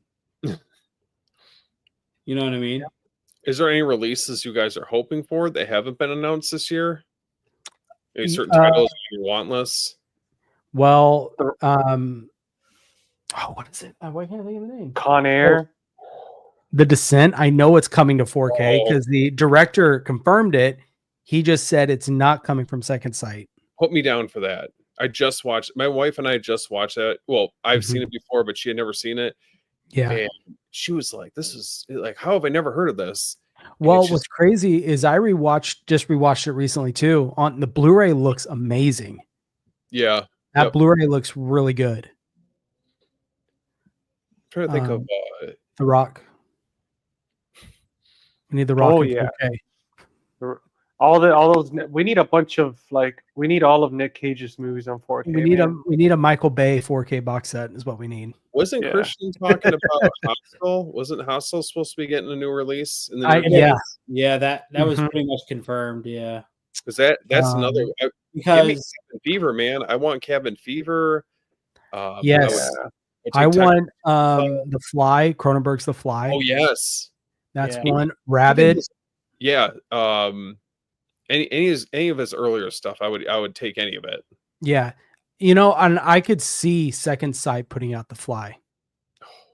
I feel like that's right. It gives you hope though, just because now they went from Criterion having both the Scanners and the Brood, and those box sets, I know I haven't gotten them yet, but I keep coming back to them. I'm like, these are gorgeous. Like, if you imagine getting the Fly, getting that type of treatment, nuts. I know. I'm pretty sure Elijah Wood's remake of Maniac is supposed to get an upgrade this year. That's one I would love to pick up. Or Tusk. Oh, my Tusk Blu-ray is signed, so I'm good with keep holding on to that one. Anyway, who signed it? No, it's signed by Kevin Smith. Nice. Oh, that's cool. There was another one I was just thinking of. That's Sweet, cool. Dude. That's cool. That I wanted. Oh, The Void. We need a physical release of The Void. Oh yeah, we definitely need that. Yeah. Do we know if The Crazies is on 4K? The original? No, the remake with I forgot the actor's name. Timothy, is it Timothy Oliphant? Is it that one? I think so. Yeah. I would like to see the original one. I mean, it's not like top of my list, but speaking of which, I wouldn't mind seeing that get a 4K. Yeah, I don't know. I mean, I don't really expect much. I want Umbrella to keep putting out cool shit. I feel like there's a little bit of a lag in Umbrella releases that I'm excited for outside of Storm Warning. Umbrella, I can never predict what they're going to put out. They're one of those labels that just kind of, they always surprise you what they're going to do. Yeah. And that's why I'm happy that now we're doing what we're doing in our little friend group.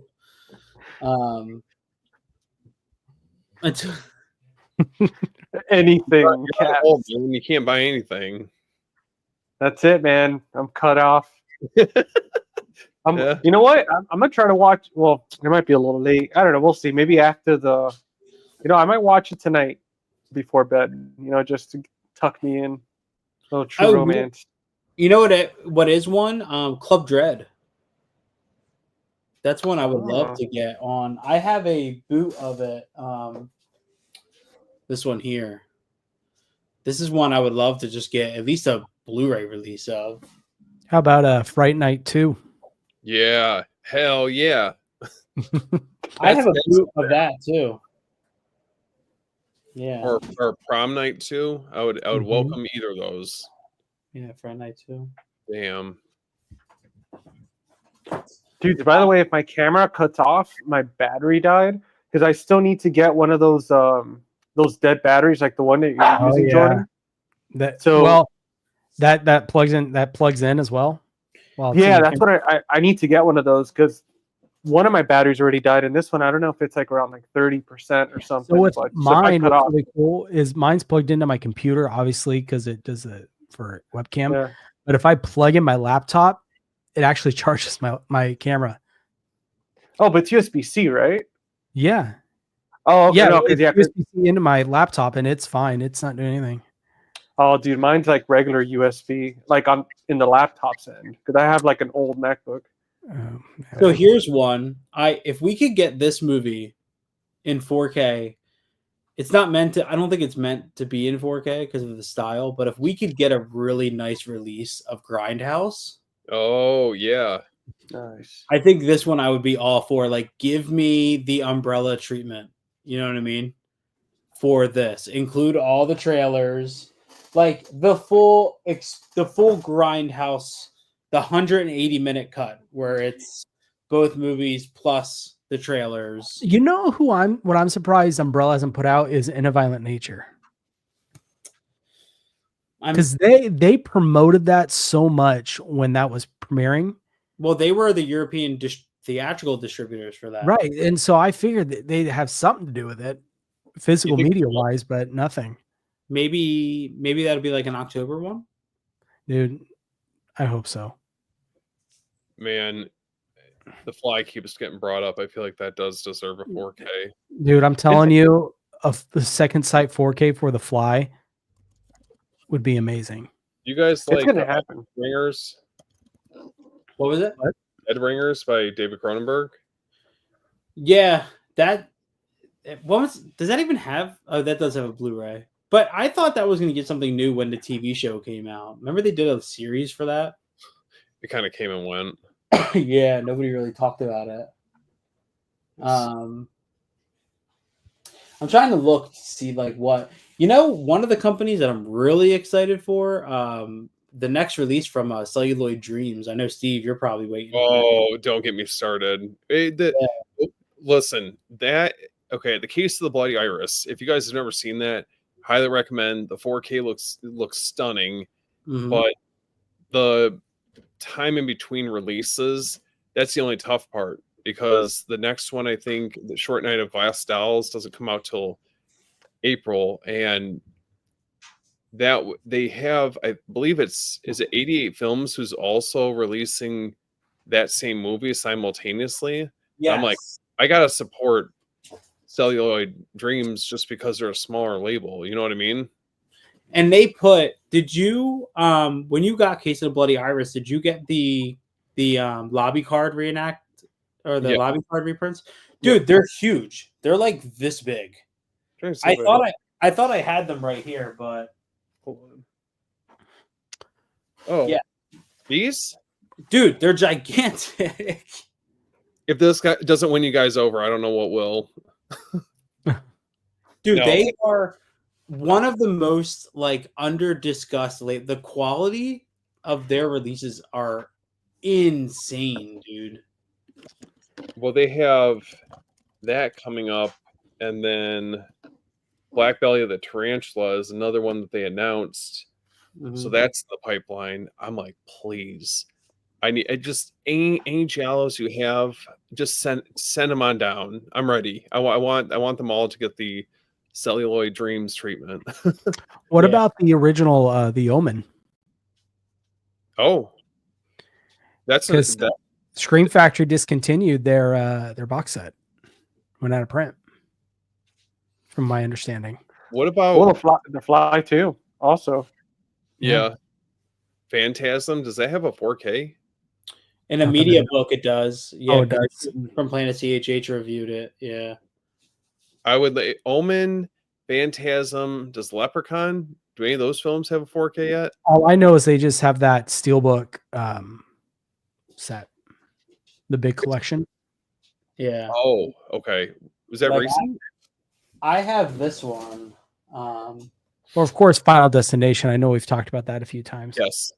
Yeah, I have this one. Yeah, I don't really know like what. Just kind of glancing over the collect. I mean, you could put out Hobo with a Shotgun on 4K.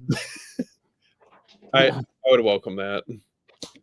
Oh, wait, guys, not to get off track. Did anyone pick up that Full Moon box set by chance? Umbrella. Yeah. Yeah. So I was going back and forth. So on that little group buy, I threw it in there. Did I miss that? I maybe I don't know. But We're doing it again for Storm Warning. So okay.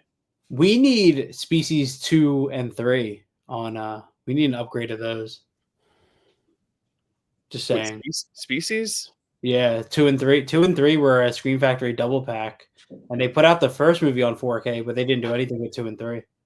Did they? I thought they were. Did they not release 2 on 4K? Did they release 2 on 4K and I just missed it? well, how about In the Mouth of Madness? I think they Yes. did. oh yeah. Oh yes. Please Get put that that on there. Who's keeping track of all these? Oh, okay, Species 2 did get a 4K. I forgot about that. So I have a question. I did a live with John Doe Juggalo a few days ago. He was talking about a movie Rabid Grannies. Has anybody seen that? Mm-mm. Yeah, Rabbit Granny. I feel like Chris, you'd be the one out of us all that's seen it. I'm pretty sure is Rabbit Granny's not. Is that not a trauma movie? I don't know, but it was a Vinegar Syndrome release. Yeah. I feel like I'm trying to remember why I saw that. It wasn't. It doesn't look like it was trauma. Oh no, it was trauma. Yeah, it was trauma. I'm trying to remember why I saw this. Because if I'm going in images and the first image that comes up, I know of, but I can't tell you anything about the plot or anything at all. Yeah. Okay. Yeah. It's funny how Vinegar Syndrome gets that random trauma stuff. Like they did Rabbit Grannies, they did Mother's Day. Yeah, I was gonna say that one. Cannibal the Musical is technically like a trauma one. It's really cool, man, because Monster Mania, they're, obviously Trauma's from North Jersey. So what's his name's always at Monster Mania? Uncle Lloyd Kaufman. Oh, okay. Yeah, he's always at Monster Mania, and Toxie's always running around. And last time at Monster Mania, I picked up, I haven't watched it yet, Terror Firmer. I don't know if you guys have ever seen that one. Mm. It's this one here. Where the hell is it at? Yeah, this one. This here. Never Still, seen it. yeah, I still haven't seen it. It's a director's cut. It's 125 minutes long from 1999. Wow. It's considered a surrealist masterpiece. So I don't know. We'll see. I don't know. I'm a bigger Trauma fan though than I am a Full Moon fan. Just saying. Oh, Audition. Where would you rank this? Or what's the consensus on Audition? Great. Dude, I'm just laughing at GC. He's gonna get slapped.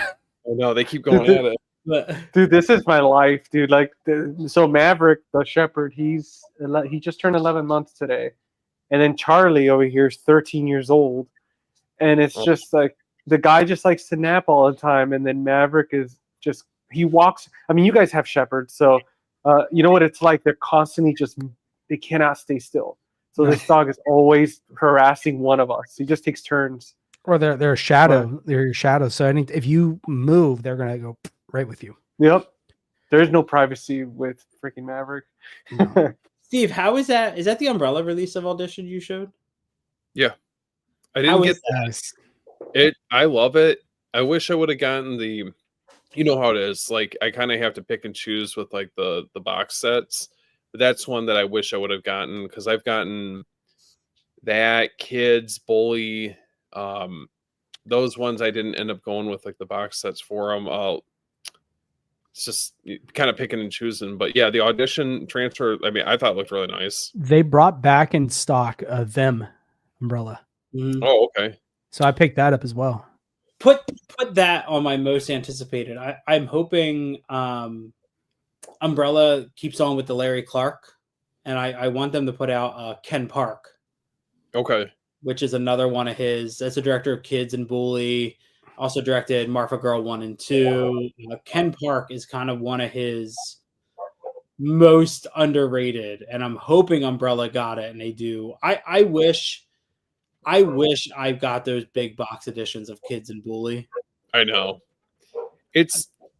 I didn't really know that. I mean, it's pretty reasonable if you're like picking and choosing with some of those box sets. A Lizard and Women's Skin, that's another one that I wish I would have gotten the box set for, but it just is what it is. I'm like, maybe one day, you know. Yeah, I've seen people selling them like on Facebook Marketplace, and every time people are selling something I need on Facebook Marketplace, I'm never like, it's always like the paycheck where I have rent. You know what I mean? Yep. Or like you know, That's why someone is selling on eBay right now for $250. I think $250. Winnie the Pooh Blood and Honey Umbrella 1 and 2. $125 a piece doesn't. I mean, I wouldn't pay that, but that doesn't sound. No, but I can't afford that right now. See, that's I was kind of going off what you said, Chris. Like it just happens to be. Yeah. Like this, even this, this paycheck was nice because I had a bonus and stuff. But I was even like, do I want to pay $50 for a popcorn bucket? No, that's you know what? I think Synapse put it out. I want to get that movie, Popcorn. I've never seen it. Oh, dude. Oh man, my wife's gonna be. I don't know if she can hear this, but she loves that movie, dude. Yeah. That's one I hope gets a nice new. I think that movie deserves a new release, dude. That movie's so goddamn cool. Oh, Chris, you'd appreciate this. Castle Freak. Yeah. Oh, that needs. Love to see that get like some prestige treatment. Yeah. Have you guys ever seen Castle Freak? No. Do yourself a favor, and if you have Shudder, watch the Joe Bob drive-in episode with Castle Freak, because his little antidotes on that movie are so funny, and then he actually brings Barbara Crampton onto the show. Oh, that's sick. Talk about it. Yeah, it's a good. I have the Full Moon Blu-ray of it, but that's a good. You know, another one too, Tourist Trap. Yeah, that's a good one. Yeah, Tourist Trap is also another Full Moon one that's really underrated. Ooh, Wax Mask. You guys seen that? Yeah. No. Dario Argento presents. Severin's probably going to do a 4K of that. I'm just eagerly awaiting Night Killer on 4K. It's the 4K that I know I need. You think that'll ever actually happen? You can never say never. I mean, Severin has gone back and gone through some of those titles that, like Eaten Alive, and trying to think of some of the other ones. Yeah. They had them on Blu-ray and they upgraded them. It's so shocking they did Eaten Alive on 4K. That's crazy. I was just watching Christian. He just did a video, and I didn't realize this. Severin do a 4K of Overboard. Oh yeah, the Goldie Hawn, Kurt Russell one, right? Yeah. You know what I want? I want On Golden Pond on 4K. Wax Mask was it was a fun watch. I'd recommend watching it before if you're considering purchasing it. I don't know if it's one that I feel like I need in my collection, but it's cool. Did you get it on sale or when it initially came out, or? No, I got it on sale. I need to watch it again. I just know that there's some incredible practical effects in this movie. Yes. Like absolutely incredible. Have you guys ever seen this? I don't think I've seen that. No. So this is not typical Severin. This was a made-for-TV movie on BBC in the 4K that realistically depicts what life would be like if a nuclear bomb was to be dropped. Feel like I might have seen that. It was like, that sounds really familiar. Dude, it's terrifying. It's from 1984. It's almost 2 hours long. And it is one of the most like bleak. That sounds really, really familiar. Dude, yeah, this is one that's really it's pretty incredible how they capture what you would imagine a post-nuclear fallout would be like in a major city. And they showed this to kids in school. Yikes. Like there's nothing, the movie's not like incredibly violent or anything like that, but it's extremely traumatic. So if you ever really want to put yourself through it, this is typically, if you really read a lot of like scariest movies of all time lists, this is usually on them in some capacity. Oh, it's on Tubi. It's on Tubi for free. Well, which one? Threads. Threads. Yeah. Oh, I think that's where I saw Wax Mask initially. Jordan's like, shut up, it's 2.5 hours. Yeah, no, I do have to go though. I'm sorry, guys.